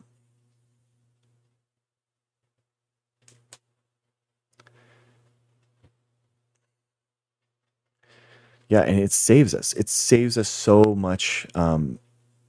Like, you're basically doing that research in order to monitor viral populations and to make sure that they're not making that leap forward to be more dangerous, right? We're monitoring the coronaviruses so that they don't have the gain of functions necessary in order to do the dangerous stuff that we don't want them to do. So there's no possible dangerous effective gain of function. Oh, of course there could be. Yeah, but you monitor it to make sure that that doesn't happen. Hi, Night Flyer. What's up?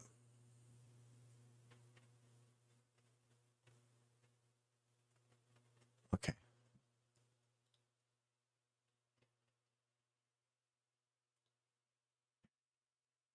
West Virginia HB 3384. All right.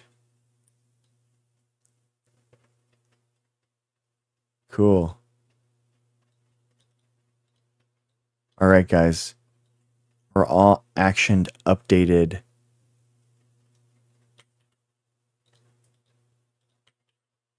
Sick.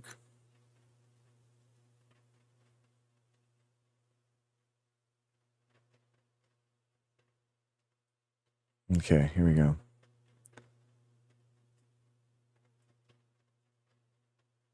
Good night, Rapture. Thanks for coming in. Okay, here we go. All right, guys. Action.drgregshow.com. Tons of new, updated stuff to do if you are so inclined.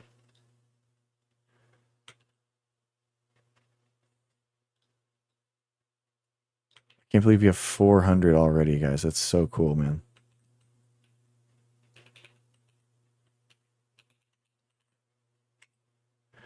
Because it doesn't have any kind of absorb fragments like the body does. Are you talking about the gain of function? Or are you talking about the vaccines?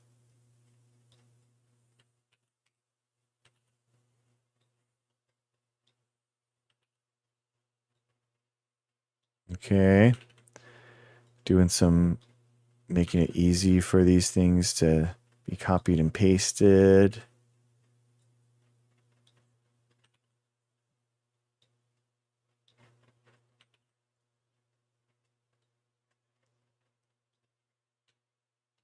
Okay, so what do we do in regards? Should we create? We don't have an official 501c3 designation, but we have makeamericavaccinated.org.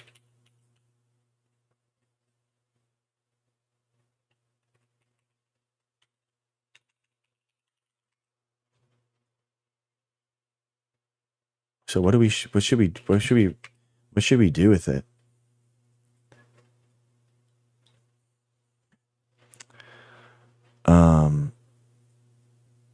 Oh yeah. Yeah, Nightflyer, we're doing an actions night. Nightflyer, we did probably the most controversial thing that we've ever done on stream, and we did a Halloween candy tier list. It got really heated in chat. It was very, very hardcore. You can the Discord has it. Um, but the S tier is Almond Joy and Twix. That's it. That's all. Those are the ones. Those are my. I'm good with that. I'd actually maybe put Heath into S tier. Maybe put Heath into S tier. But my A tier is Heath, peanut butter M&Ms, Reese's Pieces, and the Welch's snack packs. Thank you, Mego. It was that good.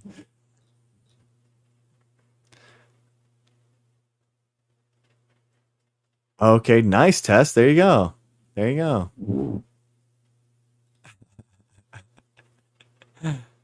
Okay. I don't know what to do with makeamericavaccinated.org.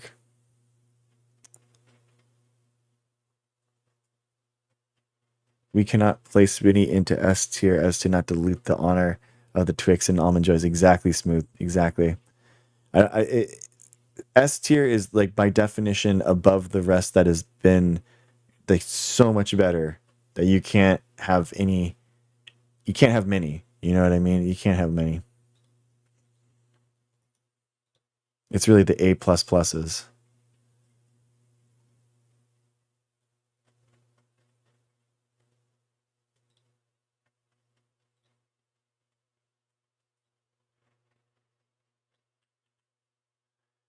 Um,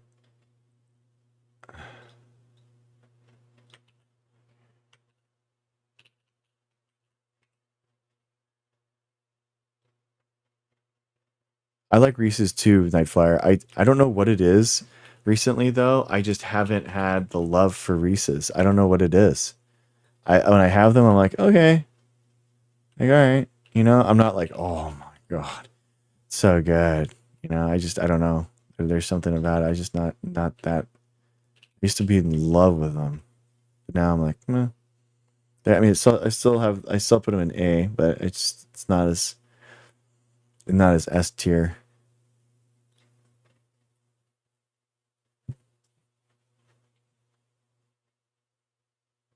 Ooh, ice cream, dude. Why make them separate? You know, ice cream. You know, it's a good one,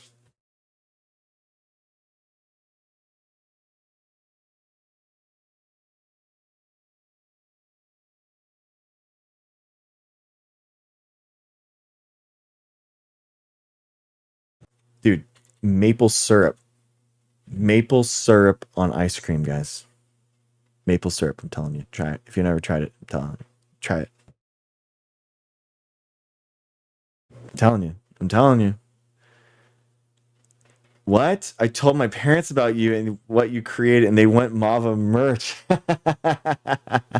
That's amazing. Let's go. I'm doing some more. I'm doing some more ideas. Yeah, it's very Canadian. It's probably the most Canadian thing I do, other than love hockey. So it's yeah, wicked good, wicked good maple syrup. A. Oh man, cookies and cream. Oh, no, I'm not Canadian. Um, freaking dude, chocolate chip cookie dough. Oh my god. Oh, that's my favorite, dude. Mrs. Dr. G did we did homemade chocolate chip cookie dough, and it was just like big chunks of chocolate chip cookie dough. It was like it's like what is this? It was so it was just like it's bad.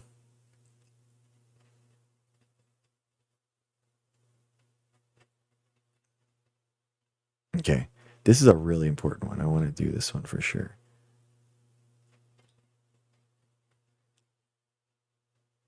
So should we because some of these are asking about organizations. Would it be better to have just plain regular people doing it without an organization? Or would it be better to have an organization so that they see that and be like, oh shoot, this is a lobbying group. They're like coming after us. What do you guys think? Um, yeah, you make it have their since you make it since you're not cooking it, you make it without cookie without eggs.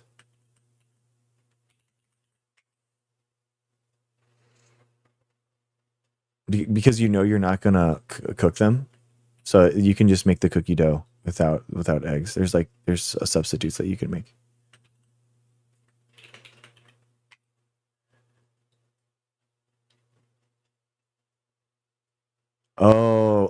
You got cook for botulism, right? With the raw flour. Yeah, you're right. You're right.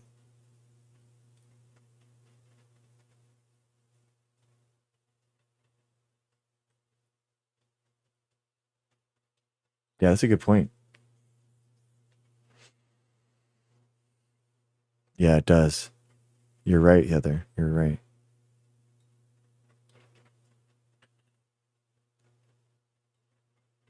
All right, guys. What about? Oh man, I was trying to make a raw milk to raw flour joke, but it's don't really. I don't got it.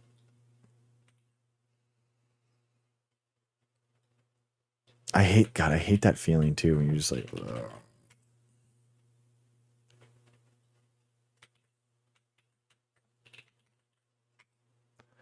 Hi Ortega. How are you?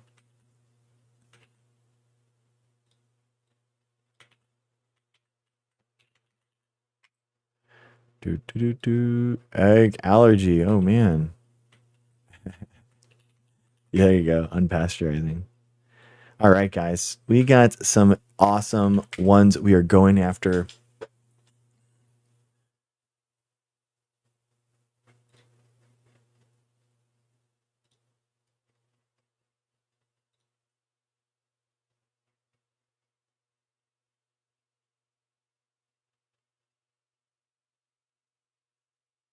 Okay.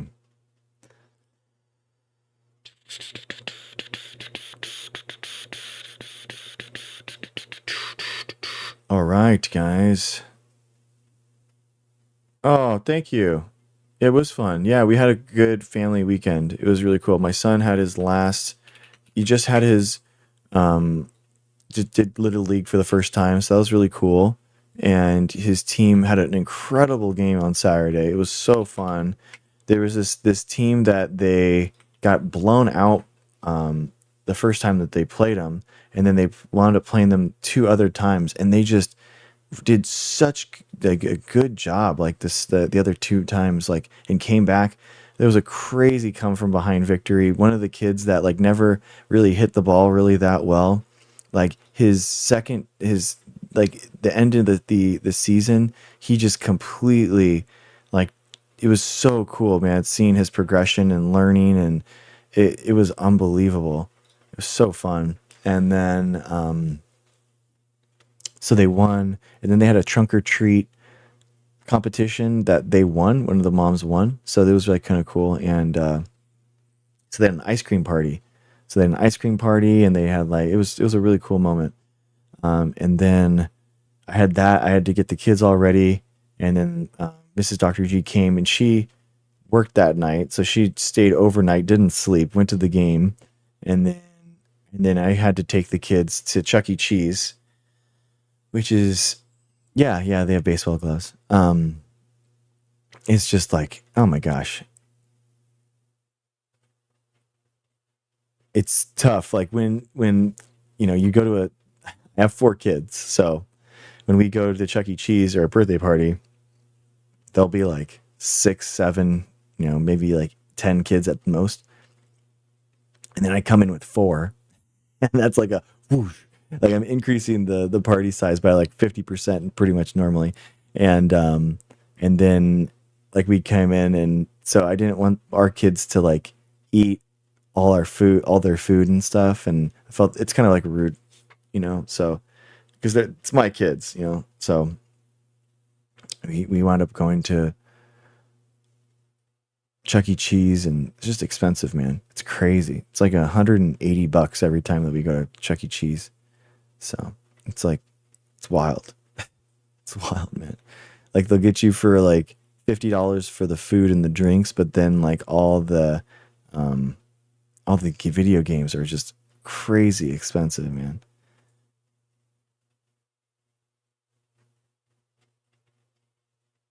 Yeah, yeah, it's my wife. That is my wife. Yeah. dude, a a movie is about $100 for us to go. It's like $100 for an hour and a half of, yeah, it actually is a little bit cheaper because it's still an hour. It's like $100 for an hour of video games. And what's funny, you have to do, you have to do. Oh no, no, it's cool. No, she likes it. She likes you guys. Um, she let's see, my old so basically at Chuck E. Cheese, she at Chuck E. Cheese you can do tokens or you can do it by time. And you go in there, and my 3-year old will just go in like swipe, swipe, swipe, swipe, swipe. So like if we do tokens, like it'll just you're she's out of tokens in like 10 minutes. So you have to do the timed thing for her.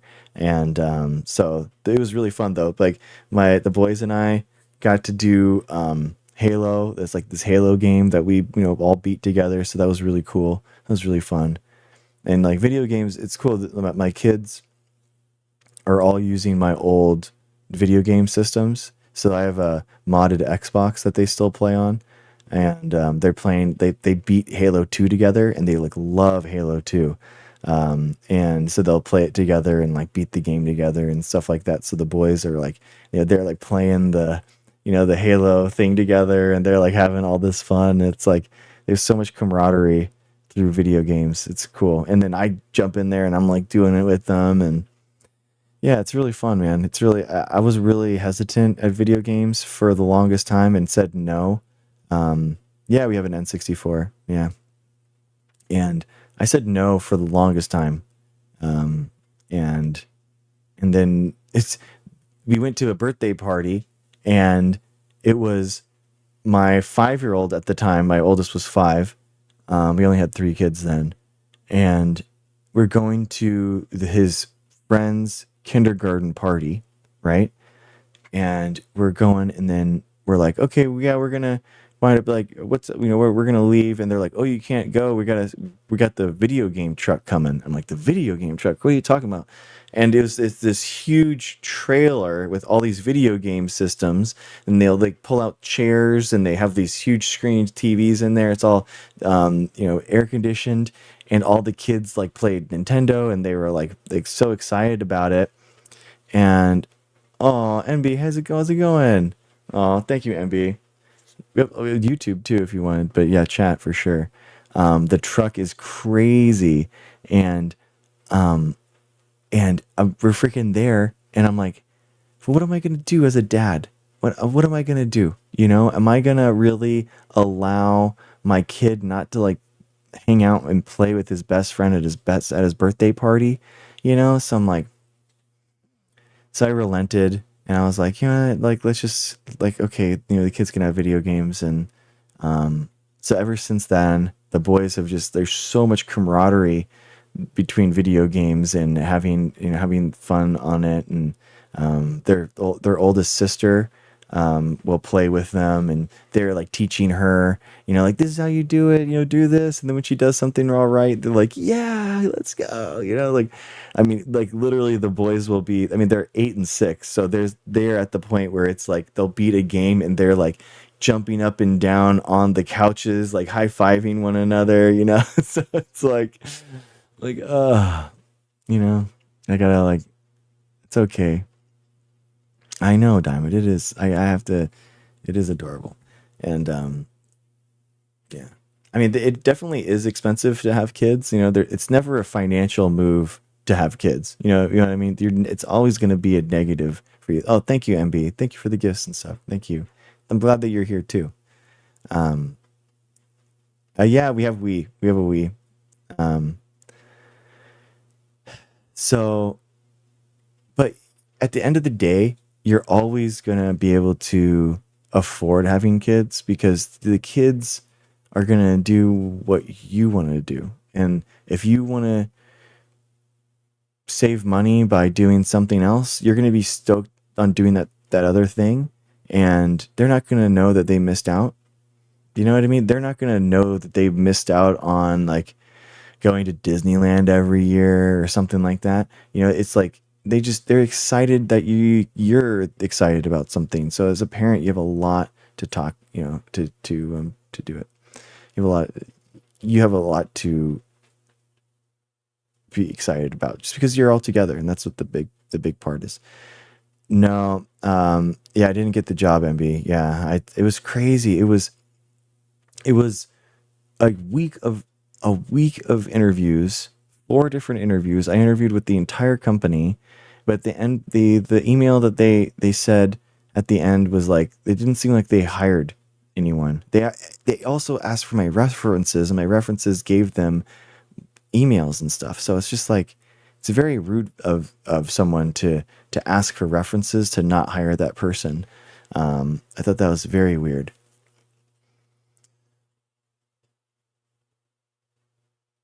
Oh, okay. Yeah. Yeah. Yeah. Your kids and cell phones. Yeah, exactly. So cell phones are completely different, right? I think that's like, I would not give my kids a cell phone until they're like in high school. But for video games, especially like old school Xboxes and stuff that aren't um, connected to the internet, like that's fine. You know, we made the mistake.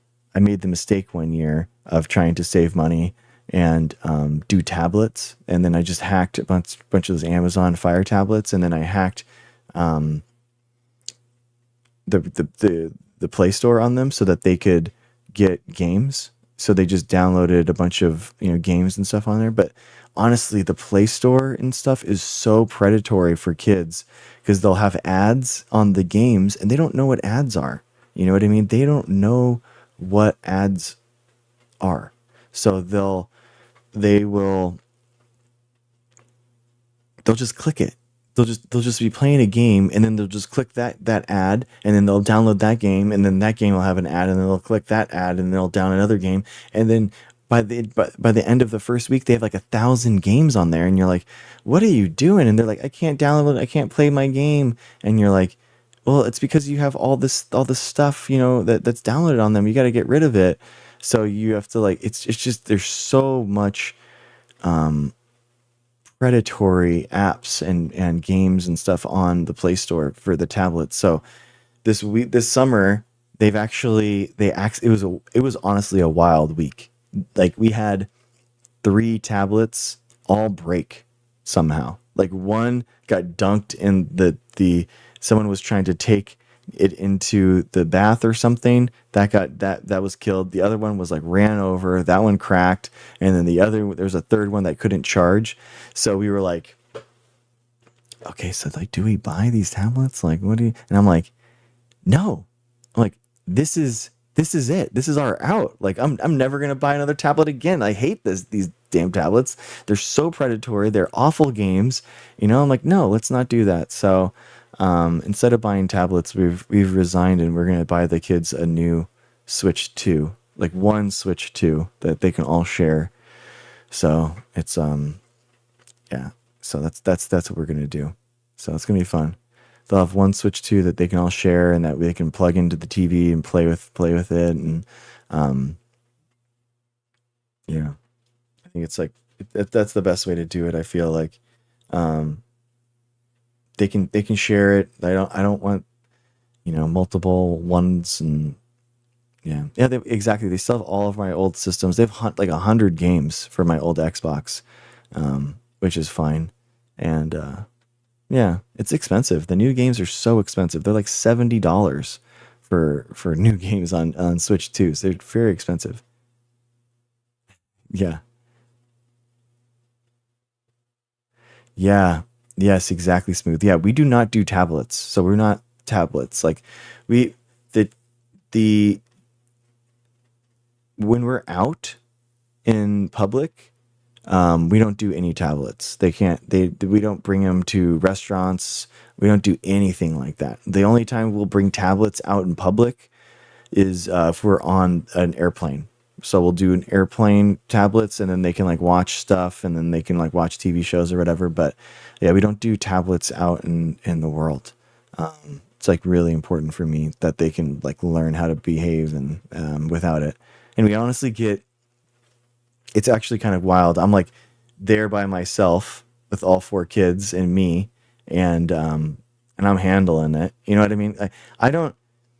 I get constant feedback like, oh wow, you have your hands full, and I'm like, am I doing a good? I thought I was doing a good job. What are you talking about? But oh, good, MB. Yeah, yeah. Moderate yourself as you need. That's good. I mean, you were going a little hard in the paint too, like streaming a lot too. So do whatever you need. MB, why don't you why don't you just DM me in Discord? We can talk about it. Um,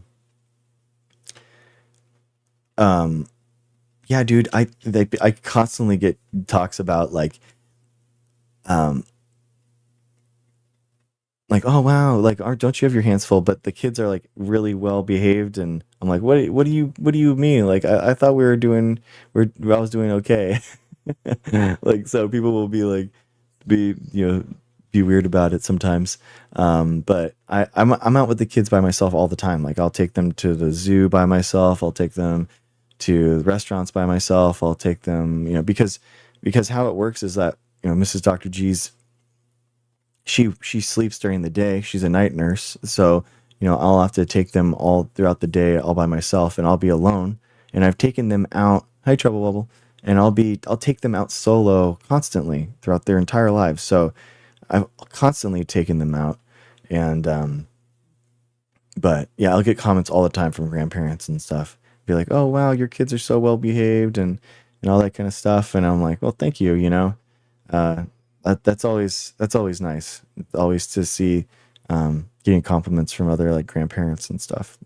So it is yeah, I think it's good. Thanks, Tess. Welcome in. Good night. Good to meet you too. So it's been fun. It was just a gnarly day yesterday. Like um going from the game to the game to the Chuck E. Cheese. Today finally we had like an end day, so that was good. The book writing and radio stuff. I don't think I'm gonna do the radio thing, but I don't know about the book too. I'm gonna have to see. I've given some more like thoughts to the book, but yeah, we'll have to see. I don't know. I definitely want to push on some publicist things. So there's like some publicist things where I can put my name down to become a guest on other people's podcasts, and that's what I want to do probably.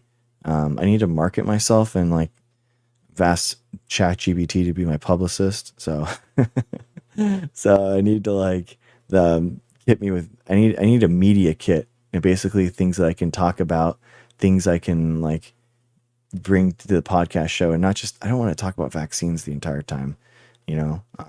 I mean, sure it's going to come up. Um, yeah, MB. Yeah, I actually just put five more actually. Action.drgregshow.com has the Minnesota bill has the bioweapons bill that's the crazy bill that we got to help stop. Yeah, they do spend so much money. It's crazy. Yeah, well first off, we don't go to Costco and stuff like that. Costco actually delivers. So we just do that. It isn't really that much money. It's only like $15 or something to deliver. And that's just way better for us. Versus like it's like 3 or 4 hours if I'm going there by myself, and it's awful. The kids don't like it. So we just do Costco delivery. Yeah. So it's something that we started during the pandemic, and I haven't stopped.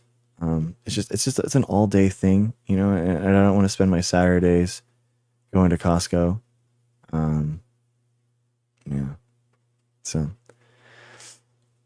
can I come up and tell you about my progress since vaccinated? Sure. Yeah, I'd be sure. Yeah, Instacart. Yeah, yeah. Uh, Costco uses Instacart too. Yeah. Hello. Abby, what's up? How's it going? Hey. Going good. How are you? Nice. Good, good. So you know how I got like, I think it was psychosomatic. So I got kind of, well, not really, because I think it was in a way making my symptoms flare up. But Mm-hmm. you know how I came on and then Debate Doc came on Mm-hmm. up and we were talking about like, oh, am I, and I was saying how I feel like the vaccination was making me feel a little bit worse. Well, I talked to my doctor and she agreed with me that it was the serotonin, the SSRI that I'm taking, Oh. was actually probably making me feel worse. And she's starting to taper me off of it. Uh-huh. And now that I'm down to about 7 milligrams, I'm gonna go down to 5 milligrams a day. Uh-huh. My quality of life has significantly improved, as well as now that I am not surrounding myself. And I know this is gonna sound so crazy, but I'm not surrounding myself with people that are also suffering with the same thing that I'm suffering with and Yeah. talking to them all the time, which is what I used to do. Yeah.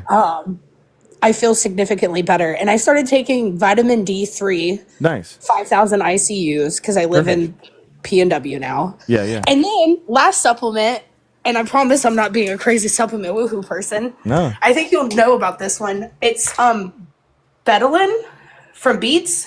Okay. Yeah, yeah. I've heard about it. And for some reason that's been helping, and it's just cellular energy support. Nice. Yeah. Nice. Yeah, I found so, and I've had, and so the way that you kind of know what I'm going through, but I'm not gonna spell it out on here. But the way that Yeah. what I go through happens is like windows and waves, and a window is good, a wave is bad, and I've been in a window for like a week and a half now. Nice. Good. So you're just touching grass, having a good time then. Yeah, dude, it's Nice. crazy. Good, good, good. Nice. Perfect. Good. Yeah, you deserve it, especially like in moving and settling down and like trying to, get some roots in the area. That's nice.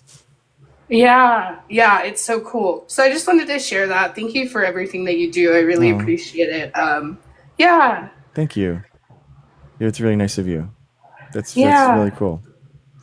Yeah. Do you have any update on? Just curious. Did we start calling? Because I've been in a hole for Yeah. a week. No, yeah, Did we we start have calling for Washington by chance? so there's 423 bills that we're targeting right now, but we're up to 9 right now. So we're counting the political actions. That's the second thing on the scrolling. So the political actions underneath the vaccines, we're up to 400. Oh 400 wow, 400 like emails and phone calls. Yeah. And that's yeah, amazing. That's like 2 weeks, right? yeah, it's been like 2 or 3 weeks. Yeah, it's been crazy. Yeah, I mean, technically, Diamond it did die in like May, but you know what? Well, I think we're gonna count it. So, but but if one of these ones that we will have targeted will die, and then that will be like our legitimate, things. Yeah, I think. Yeah, I mean, hey, I think it's one of these diseased bills that's tried to go through, and now we can't. We also tried. We made some basically some pro virus, pro diseased propaganda. So that's kind of fun on the Discord. We have that. So that's kind of fun. I need to start sharing that, and then we made some videos and stuff. It's pretty funny. But yeah, I've been trying to use AI to make funny like pro science videos. That's really cool. Yeah, yeah. It's in the Discord on media to share. Okay. So I think the thing that is really interesting to me, it's something that you mentioned before, is that, RFK knows just enough to be dangerous. I hmm think you've said it like that before. Like, this man, he speaks to a community of people that have been harmed by doctors, harmed by medication, harmed by science. And hmm so, like, he speaks about some things um, that are true. Like, one thing that he's advocating for is a black box warning, in my opinion, that are true. yeah, These are all my opinions, by the way. I'm just going to preface it with that. But he's advocating for a black box warning on SSRIs. He's advocating for further of a black box warning on benzos. You know what I mean? And I yeah, feel like those types of things are good. But then he's advocating for like not not getting your freaking measles vaccine or like, Yeah. and like those things are not bad. And so you end up getting a crossover of this community that and we're still seeing the same things. It's so interesting, but you get this crossover of this community that's been harmed by medication, Yeah. and so now they don't trust anything at all. The Yeah. party of mixed messages. Yeah. So now they don't trust anything at all, except for this one guy, RFK, who got some clue about the community that they're in, and now he's running with it, if Mhm. that makes sense. So he's speaking to all these, and then I'm going to shut up because I don't know if I'm making sense, but he's speaking to all these little pockets of people Yeah. because he's speaking like 1% of the truth, but he's missing the other 99%. Yeah, exactly. Yeah, he's not using science and studies in order to validate his opinions. He's just shooting off the hip, and it's just wild. There's so much harm that's going through with these bills too at the state level. I mean, like banning mRNA vaccines, which is like, a lot of new technology is going to be through there. We just saw like, CRISPR was delivered to help with God, was it like high glucose, like blood glucose? So like, or no, it was a blood pressure medication. So instead of having to take blood pressure medication, they used CRISPR to just modulate the liver. And then these people showed, like 15 people showed that there was actually long-term positive benefits in their blood pressure. So they didn't have to take like statins, for example. Oh, wow. So, it's like stuff like that. But it was delivered by mRNA, mRNA Cas9, encapsulated into lipid nanoparticles. So it's the same delivery mechanism of the COVID vaccine, but because Right. of their reactionaries, right? Their reactionary politics is just going to encompass and shoot all these good technologies away, and it's going to hurt these people. It's so funny because I was talking to somebody maybe like 3 weeks ago about this, and I was like, "So what is your?" And I didn't know how to go from there Mm-hmm. because I'm not you, Dr. Greg. I think his name is like King Aza or something like that. He has Mm-hmm. like 500,000 followers on TikTok or something. I don't know. Wow. But something crazy. Maybe it was like 50 or 500K, something like that. But he came up on my box and he was like, Dang. How do you find yeah, you? I have no idea, dude. That's crazy. I think he's been in here. I can invite him. But he came up in my box and he was like, King, there he is, King Osa. I invited him. He came in my box and he was like, the reason that I'm hesitant about the vaccine, even though it's been used, sorry, my words are blah. Yeah. Even though it's been used for gene therapy and it's been proven, like we've had it since the, I think what, the 60s or 70s, is because we haven't used it as a vaccine before. And I'm like, okay, but like we know that it works, like, Yeah. and I'm not educated, so I wasn't able to debate that from a science perspective. But I was like, how are you gonna? Yeah, I think it's like one of those things where they haven't. It was used as a personalized gene therapy for since 2015. So it's but yeah, it's how it works because of the studies behind it. That's what it is. What it is. Yeah, that's what I said. Yeah, I was like, because we studied it. Yeah. Yeah, exactly. I invited him though, so he might pop up. But anyways, thank you for having me up. Yeah, of course. Nice. Then yeah, don't. I'm happy that you're back, or you're saying hi. So I saw your post about you're uninstalling TikTok, and I was like, oh no, but I'm happy that you're. It's all good. I'm not back, but I was Okay. like, it's 11 o'clock at night, and Gotcha. Dr. Greg is probably on, and I don't have anything else I want to watch, so I downloaded it just to be here. Nice. I'll probably delete it again, and then I might download it again tomorrow night just to be here again. But yeah. Well, I also do like the YouTube lives. So if you ever wanted to just watch, you could do that too. And I do have the YouTube chat up, so like you could talk to me. So. Okay. Yeah, it is like. Have you ever watched the YouTube stream before? Yeah, actually, now that you mentioned it, I'm gonna put it on in the background right now. I Yeah. usually put it on in the background as I watch you. Yeah, I have like the TikTok chat up, and then it integrates TikTok, YouTube, and Twitch chat all in one. So Oh, yeah, sick. yeah, Okay, cool. yeah. Alrighty. Alrighty, Well, I MB. hope that you have a beautiful evening. Thank I'll be you. around to watch until you either fall asleep on stream or go to bed. So At the one time, what happens one time? Yes. twice. But yeah. All Yeah. right, Dr. All Greg. right. Thank you. See you, MB. Bye. See ya. All right, guys. Cool. Friend of the stream, MB Human. All right, guys.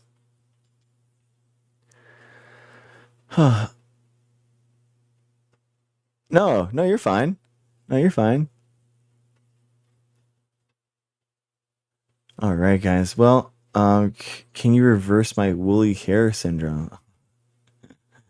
High tea, dude. Got high tea. All right. Well, I do have well, actually, the school is actually not happening tomorrow.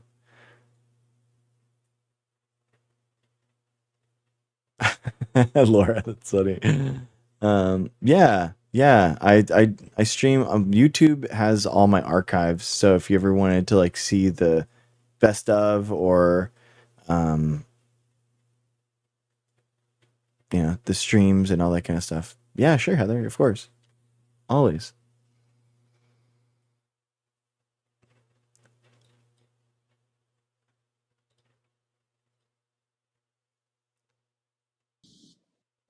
Hi. Hi, Heather. How's it going? Good. So I just wanted to say, I'm Hmm. not saying that she was wrong or anything. Also, really awesome that she's feeling better. But like, I just really want to be careful about Hmm. taking any sort of recommendations from these people in charge Hmm. seriously, because saying about putting like black boxes on medication that don't deserve black boxes really further stigmatizes people who need those medications. Yeah. Like saying, "Oh, I agree with the benzo." Well, we should stop and think about why we should put a black box warning on those, Hmm. because really, people who are saying that said that about pain medication too. And what happened was, it even here in the state of Washington, it made it to where people who needed it can't access it. And no, it's not about being addicted or any of that. Yeah. It's about we don't have the answers to a lot of medical problems. We really don't. We don't have the answers to treatments for a lot of things. And for people to just barely be able to survive and maybe take care of their kids, they need these medicines. Like we found out that I needed one of Oops. the whatever Pams, right? Hmm. Because it was the only thing that stopped some crazy sudden onset nausea that I had. And I Hmm. mean, it was almost 2 years of Wow. horrible, horrible nausea, unending. I was under 100 pounds. I was losing all my hair. They had no idea. And you know what? The anti-nausea meds do not work on me. Wow. The what is it, cholinergic or whatever, all those types of meds, they say, oh, it makes people sleepy, whatever. Nope, it doesn't. It makes me like feel crazy. Hmm. And also it doesn't take away the nausea. But so Zofran wasn't working. We still don't know what it was, but I also have insomnia. I've Hmm. never slept my entire life. And so I take a super low dose of the whatever Pam because it sort of helps me get a little tired. Like it allows me the ability to get more than 2 hours of sleep. Oh my gosh. And Wow. like I don't even remember college because I was so sleep deprived and I was a good girl. Like I did not do anything. I barely was able to fall asleep before 2:30 a.m. and woke up at 6 a.m.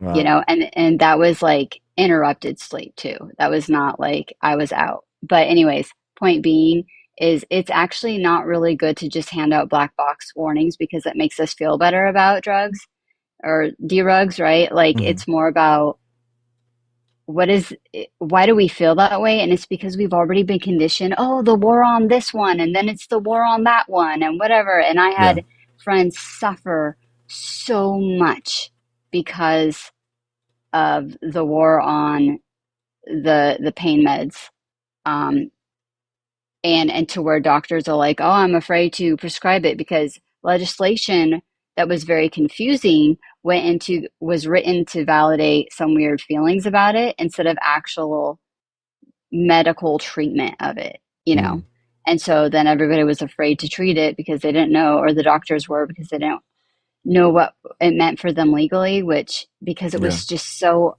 unintelligent, like the legislation. And that was here in Washington Hmm. state.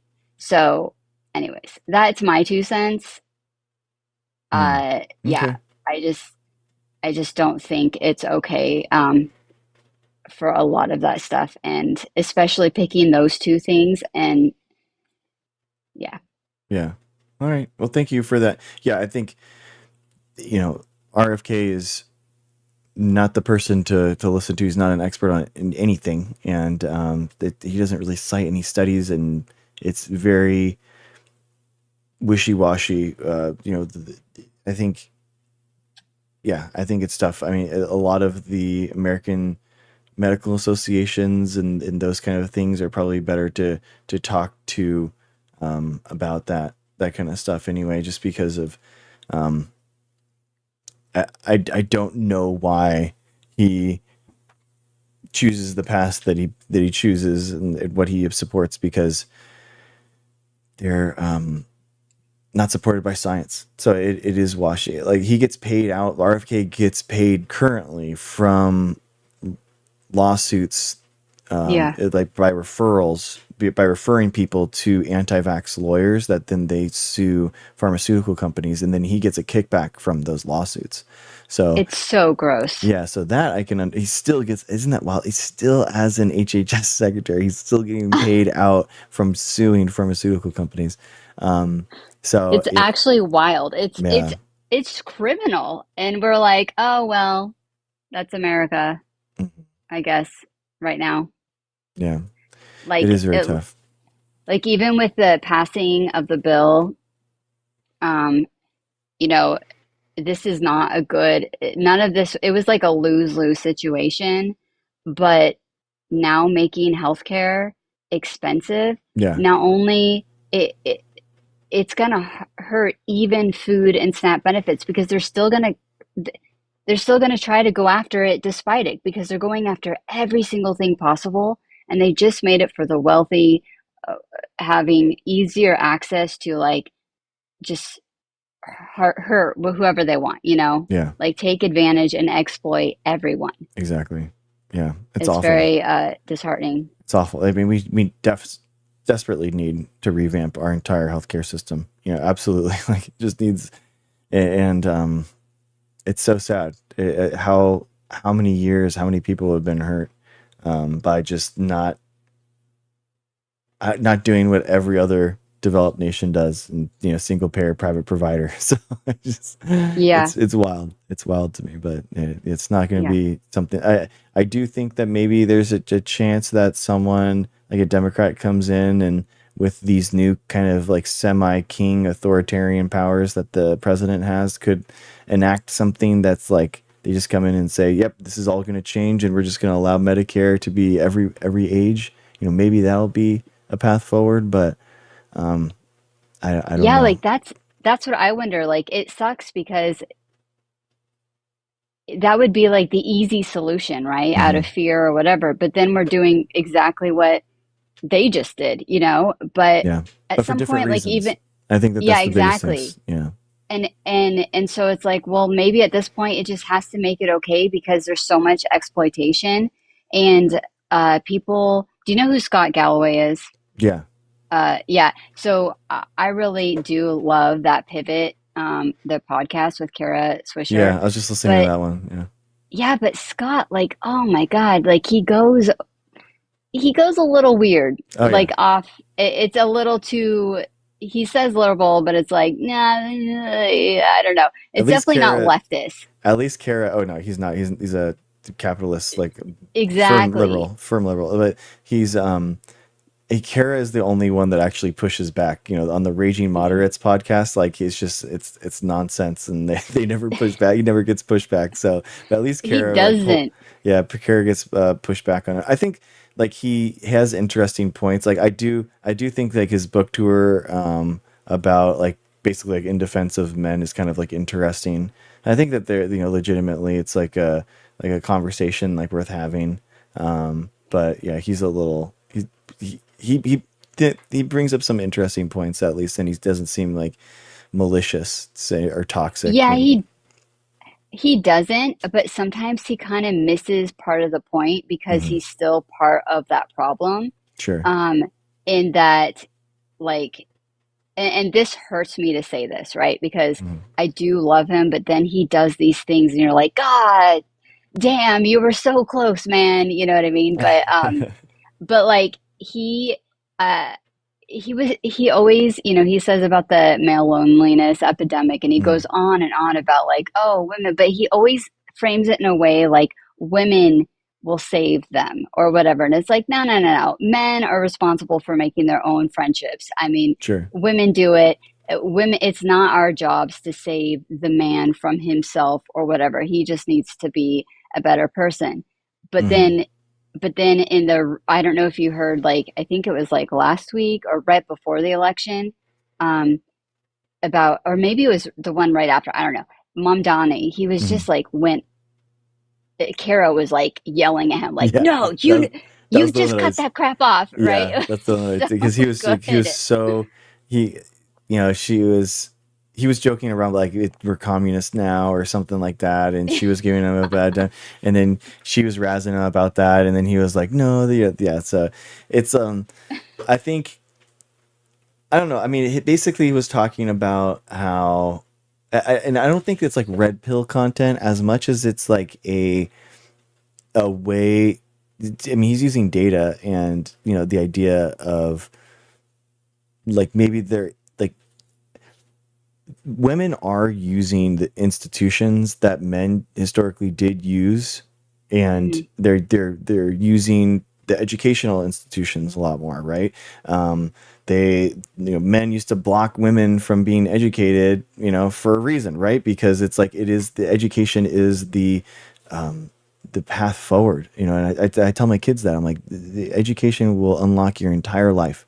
And so now women are graduating at high school better rates. They're going into college at higher rates. They're graduating Yeah. college at higher rates. They're going to grad school at higher rates. Like my PhD's in biology, and there's actually a majority of women graduating from biology now. So it's not in all of STEM, right? It's like engineering is still like 90-10. But my point is that like there is like legitimately a big chasm that's falling, and it's because not because of women doing anything bad, it's because of like men having this overconfidence that they can just bullshit their way and they don't need education. So it's not anything Yeah. that women are like, it's not the fault of women, it's just that like they're using the tools of It bettering was the their privilege. communities. Exactly, they have It's the just, exactly, they're taking advantage of it it's now. Yeah. expected, and they don't understand that, no, you actually have to earn this stuff. Like, Mhm. people worked for it, and the people, like,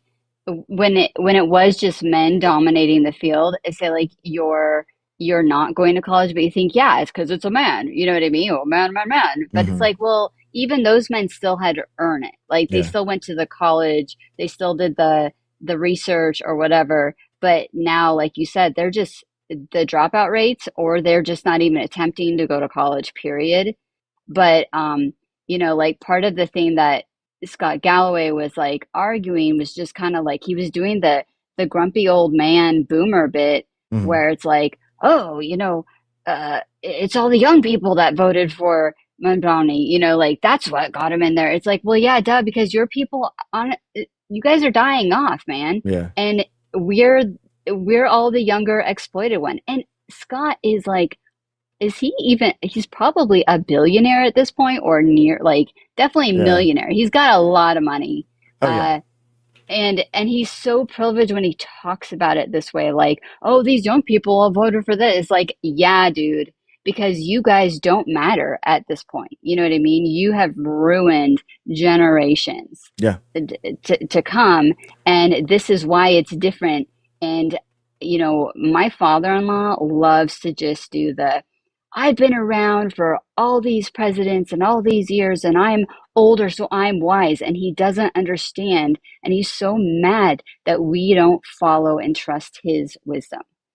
And that's the kind of vibe that I get from Scott, Yeah. and eventually these people, these men and women who have been in our government for like, 100 years, they need to let the younger people. And I don't know if, like you said, somebody comes in and acts kind of like the king Hmm.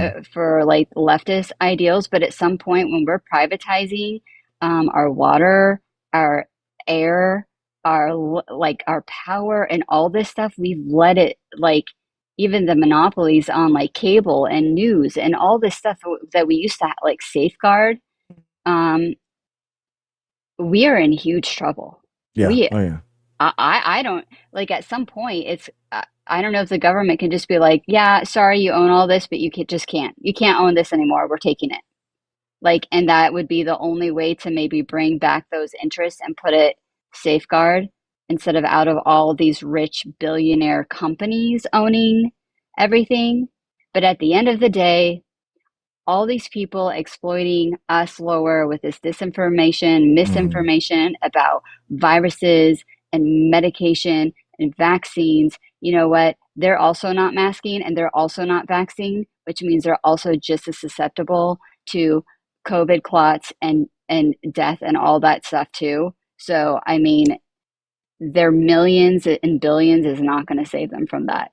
Yeah. And maybe that's the only even playing field. But meanwhile, we have 19-year-olds with dementia from from COVID infections It's true. and whatever, and that is freaking terrifying. Yeah, there's a lot So, of like interesting schisms that are in our culture. I mean, you have like the rural urban divide. You have like the age, thing where because like people that are 55-year-olds and plus, like they feel they still have like access to a lot of the ways that our government helps you create and preserve wealth. So like for example, like the big for owning a home, for example, like the ability for you to not pay taxes on the money that you spend on a mortgage. I mean, that's wild. That is the main wealth building mechanism for like for it. And most people that are 55-year-olds and up are homeowners. So and then there's also like obviously and Scott Galloway talks about this, like it's not the biggest the biggest range and gap isn't between the the poor and middle class or the working and middle class. It's like the middle class and the billionaires, which is mhm. just that it is wild. We're like the middle class and the poor people. We're all working class. We're all here, and the billionaires are just at They're a not different even, astronomical. Like it is just yeah, they're in a wild. different Yeah, galaxy at this and point. so you have like all these things, and he does talk about that, and I think that because his net worth is 100 million, so he is at the point where like 100 million is like obviously you're well off. Anything above like $3 million gets you to the point where if you have a $3 million like liquid assets and like derivatives, for example, or sorry, Hmm. dividends, you get Dividends. paid about $120,000 a year just to have That's money. wild. So it's about You don't even that's the have to real do anything. yeah, $3 million in a portfolio. So like anything above that is like pretty you're pretty well off. So he's $100 million. So he's making a good chunk of change just on his money alone, which is like the capital owning class, right? That is the people like his money has jobs. So, Ye- I but mean, just in like 3 years, he's made his sons are already 100 millionaires, basically. Or you know what I mean? Like it's the amount. It just like, well, not technically, but yeah, like all that money. It's just wild to me to think that like you can have that working in the background, And then he still, like he was saying, he still has to go out of town or out of the country to go speak to this thing because it pays good money and it's so Yeah. hard to say no, even though I know I should stay home for the holidays or to for my kid's soccer game or Yeah. whatever. But like how then they say it's going to be this much money and you just feel like you have to go and it's like, oh wow, But wow, that is rough dude. illuminating. That is illuminating because he at even at $100 million net worth, He, he even sees that like, wow, with Elon Musk, $500 billion, like he oh my feels God. poor compared to him. You know what I mean? That is that it's just it's astronomical how much money these billionaires have, and when even 100 millionaire is like, man, I gotta like keep on the grind. You know what I Like, mean? I Like, guess at this point, what else is there if you're not going to make more money, right? Because, like, what else, like, challenges you maybe, hmm or like, what would be the goal? And I know that a lot of us think, like, oh man, if I win the lottery, I would not let it change me. hmm And I think that at some point when you have money, things just do change. Just yeah, like, if you get a new car, things change, right? yeah, Or if you have an unexpected doctor bill, things change, or you get an unexpected illness, things just kind of change and it changes how you are. And so I think your life must just be very different. I feel like I would probably give a whole bunch of stuff away. hmm Um, but then maybe it's like when you get that money, you're like afraid to see it go down because it still feels like a loss, even though you could say rationally, I know that is completely ridiculous. You know what I mean? yeah. Oh But yeah, I mean, you definitely don't. I think it's like the only people that I've had like friends, professor friends, are at the like tens of millions of dollars, and they're like thinking about like their kids, having like generational wealth, at that mhm, stage. But then like at 100 million, like that's what's so like wild to me. Like it's such an astronomical amount of money that even still at $100 million, you're still like thinking about like grandkids, grandkids, grandkids. Like we're talking like insane generational wealth. Like just it's just a gluttony that you would have to have in order to just have yeah, it all. Have it's not just greed. It's like gluttony of just like I it need to is have it gluttony. That's all. Like perfect. and it's like I don't want just a bigger piece of the cake or a slice of the cake. I want your slice of the cake. I want the Yep. entire cake, and that's the wild thing. and And they and want more and ask for more, and hmm they allow like the people on the boards to demand more. Like yeah, at some point, exponential growth is so ridiculous to me. Like people are sitting on yeah, boards of hospitals while your doctors and nurses, like the supply is going down while demand is going up.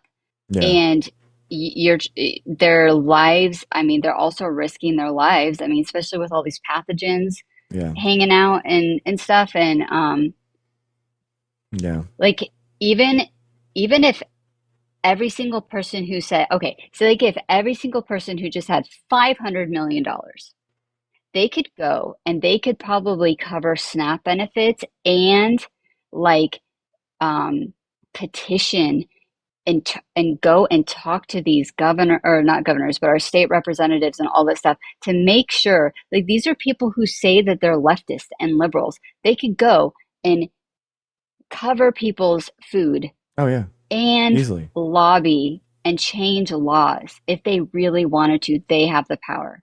Yeah, I mean, there was the world's um the World Food Bank like was tweeting, and Mm, they were talking about they made some report, and they were talking about how this year in world hunger and stuff, this is what we would need.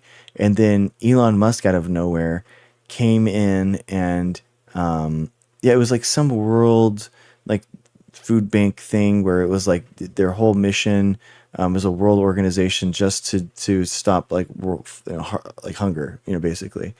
And they tweeted out, like Elon tweeted out, how much would it be in order to solve world hunger, like entirely, like the whole, what would be the check?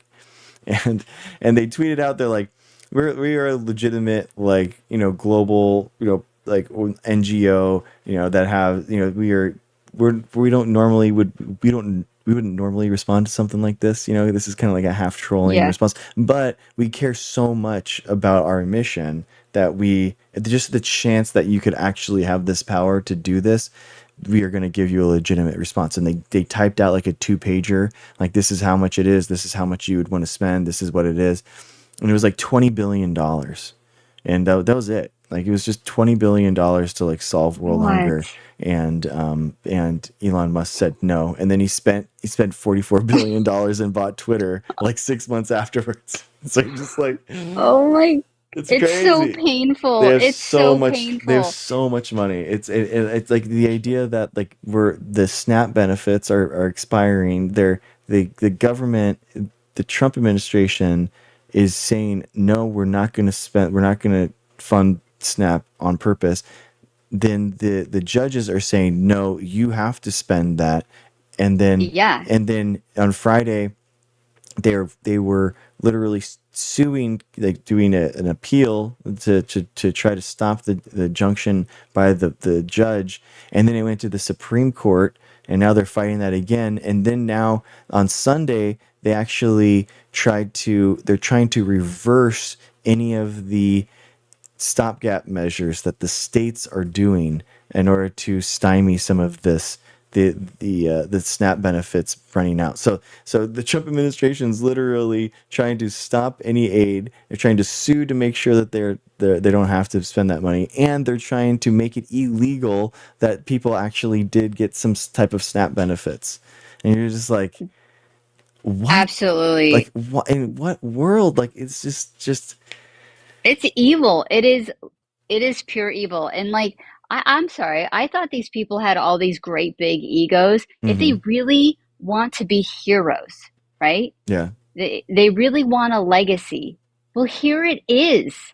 It's Yeah. so simple. Like, like I was a big Taylor Swift fan, Mm-hmm. and then just like this last album and all the stuff that's coming out with that, and I'm just like, well, what the hell? What am I Yeah. doing? Like, I'm not a Swiftie. I'm gonna hold people accountable, but it's like, wait a minute. She's not a frickin' leftist. Like, Yeah.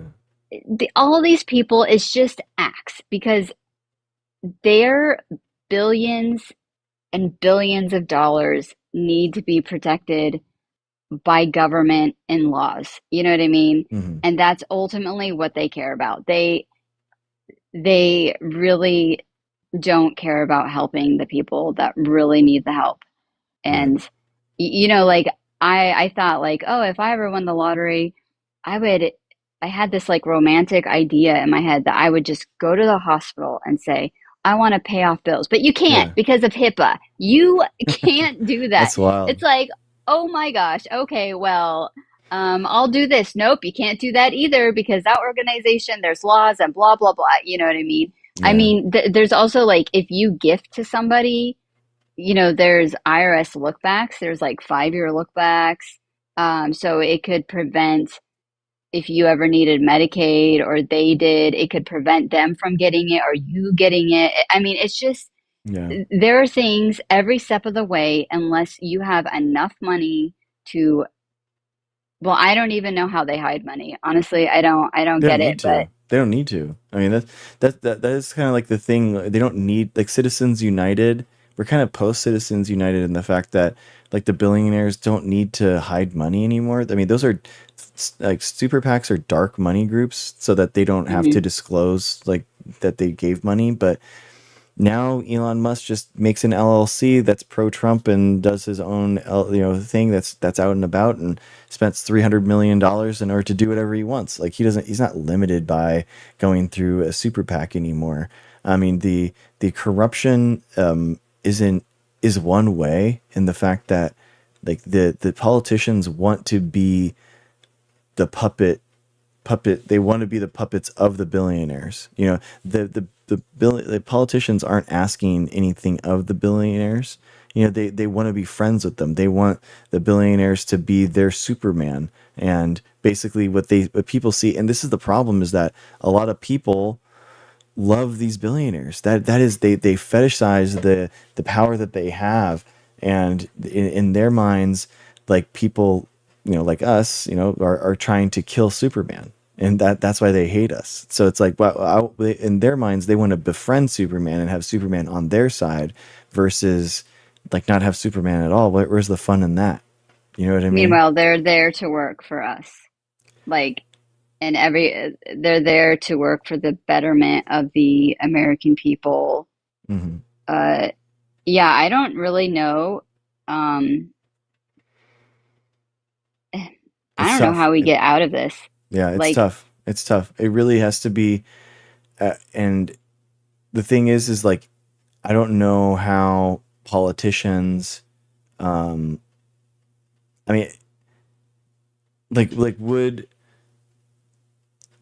like would Bernie Sanders taking super PAC money and enacting the same policies, but him actually having firepower with money in order to make things happen, and he had more money to actually to and that would have translated to, him getting elected. Would that have been better or worse? That's the thing, is that we're going up against these entities that have so much money, and with money comes power.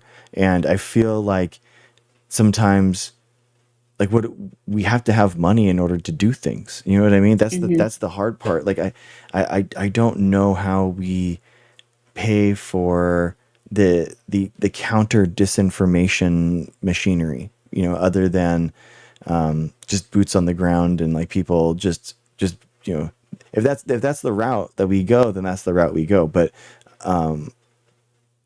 it's just really tough. It's just really tough. People don't want to play on the side of, oh yeah, it's just going to take a lot of work. You know what I mean? Yeah, You know what I mean? Yeah, yeah. we're No, just they we're don't just want gonna. they don't like that answer. Yeah, exactly. They It's not want the easy, idea. man. They're like, no, what's our billionaire? Who's our Superman? It's like, Yeah.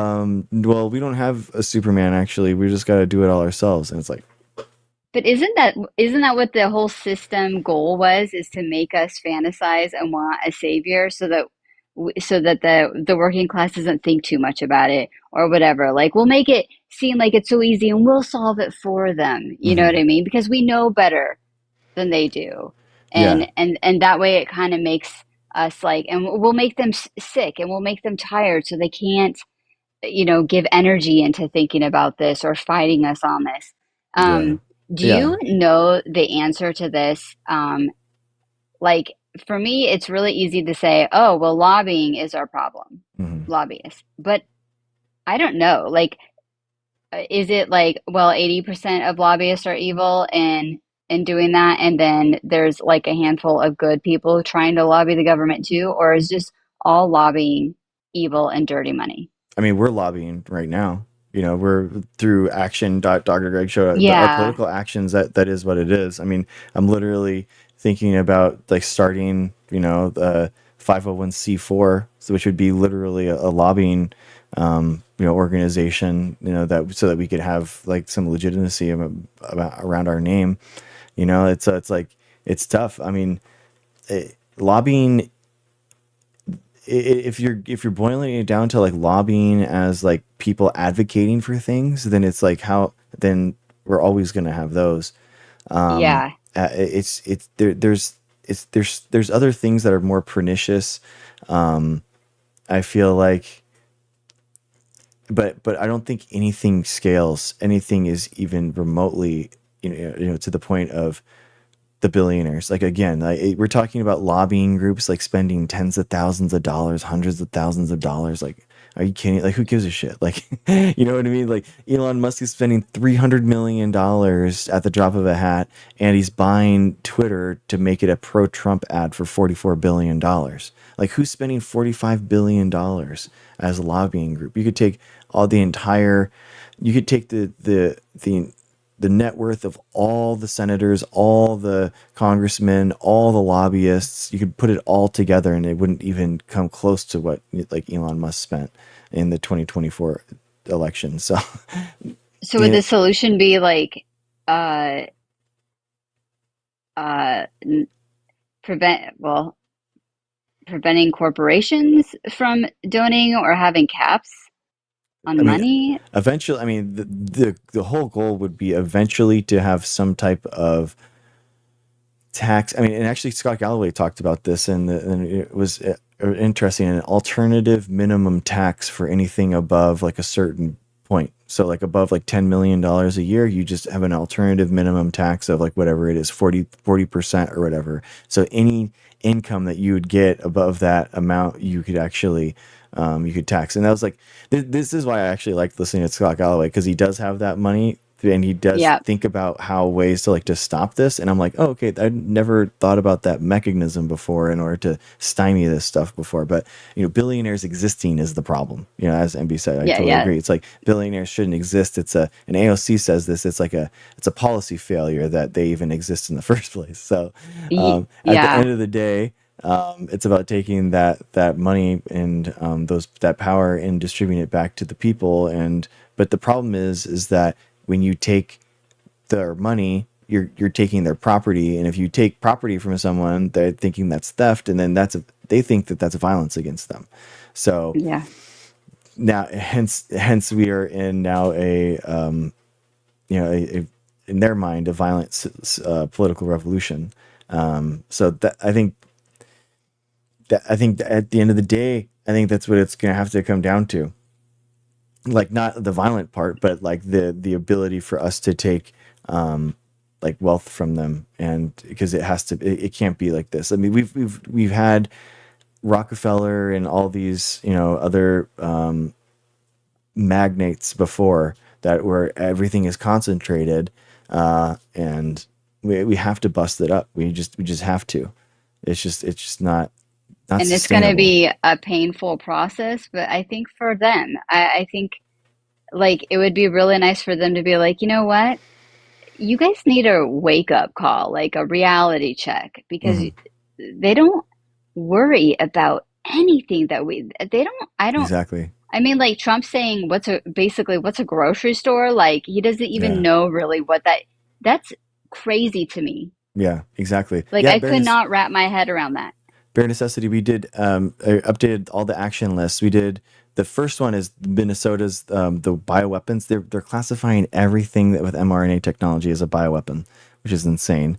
And then West Virginia, Massachusetts, Penn, and New York. So yeah, we got five more on the list. Bare necessity. You're awesome. So guys, check it out. action.drgregshow.com, and we got some good ones. The top one is probably the most insane one that we've ever seen. So other than the New Hampshire vaccine program being taken apart, but yeah, I don't know. It's gonna take someone. The Minnesota one is the bioweapons one. It's gonna take someone that's gonna be like willing to Be the bad guy.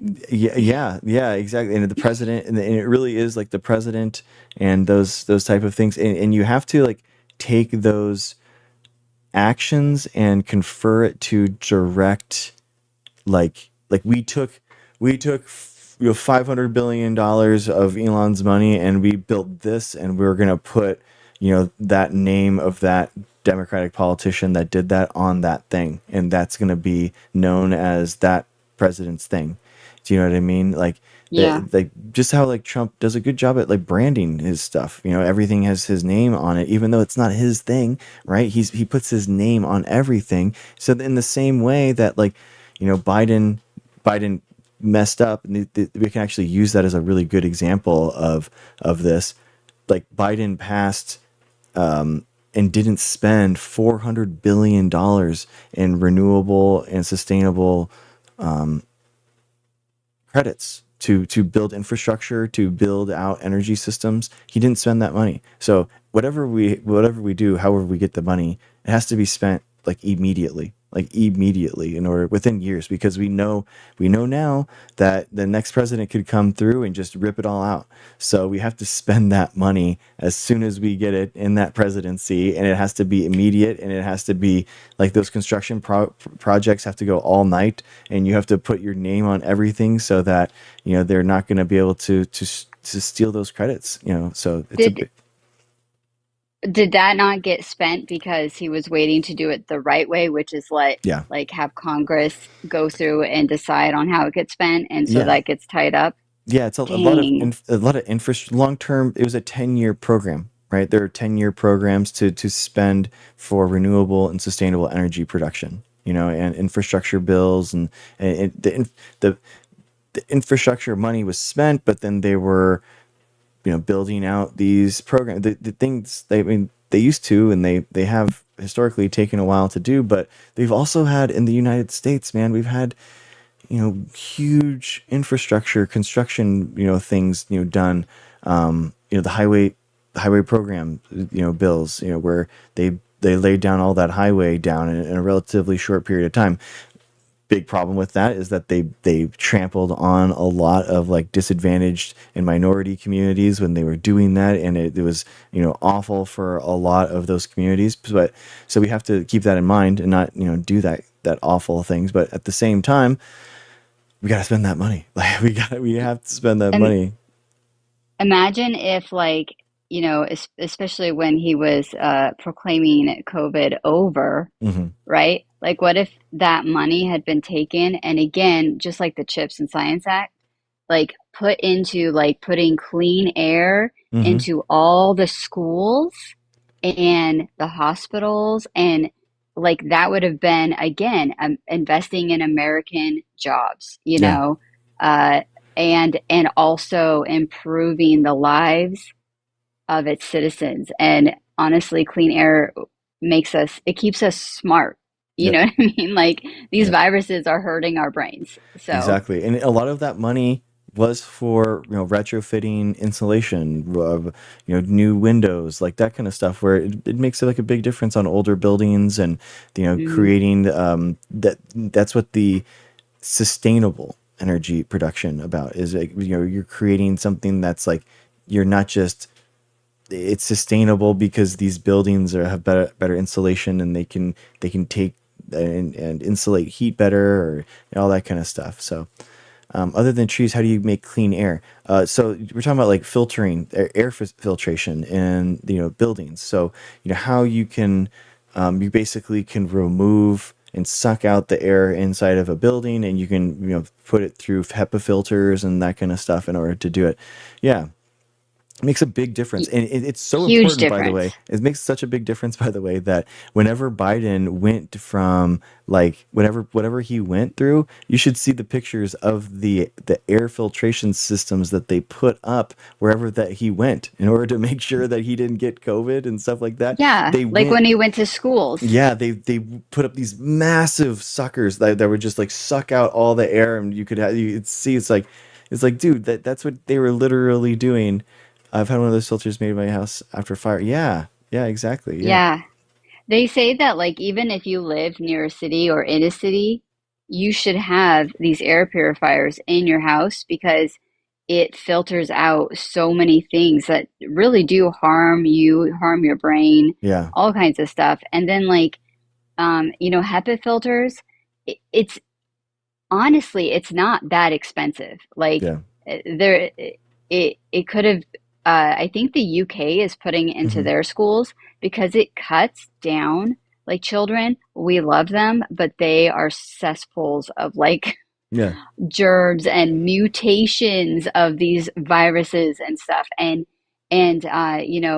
just putting them in the classrooms cuts down how many sick days the kids are out, the teachers are out, all kinds of things. And it's not going to, imagine that paired with vaccinations and or even masking during like high infectious times, exactly. like that could literally get rid of several types of flus, maybe even if you cut down half the variants of COVID that are created.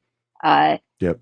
but I, man, I don't know if we just missed our window for any of that at I, this point. I mean, maybe for COVID, but I mean, I think you have to do whatever you can. That is like the institutional ways that it's just a patchwork. You know what I mean? There's always, nothing's going to be 100%, but we have to do everything at every level, and I think it's just, it's good to do it all. It's just investing into our health is always a good idea. So, Yeah, but I agree. Heather, thank you so much for coming on. I appreciate talking to Thank you. That you. was really awesome.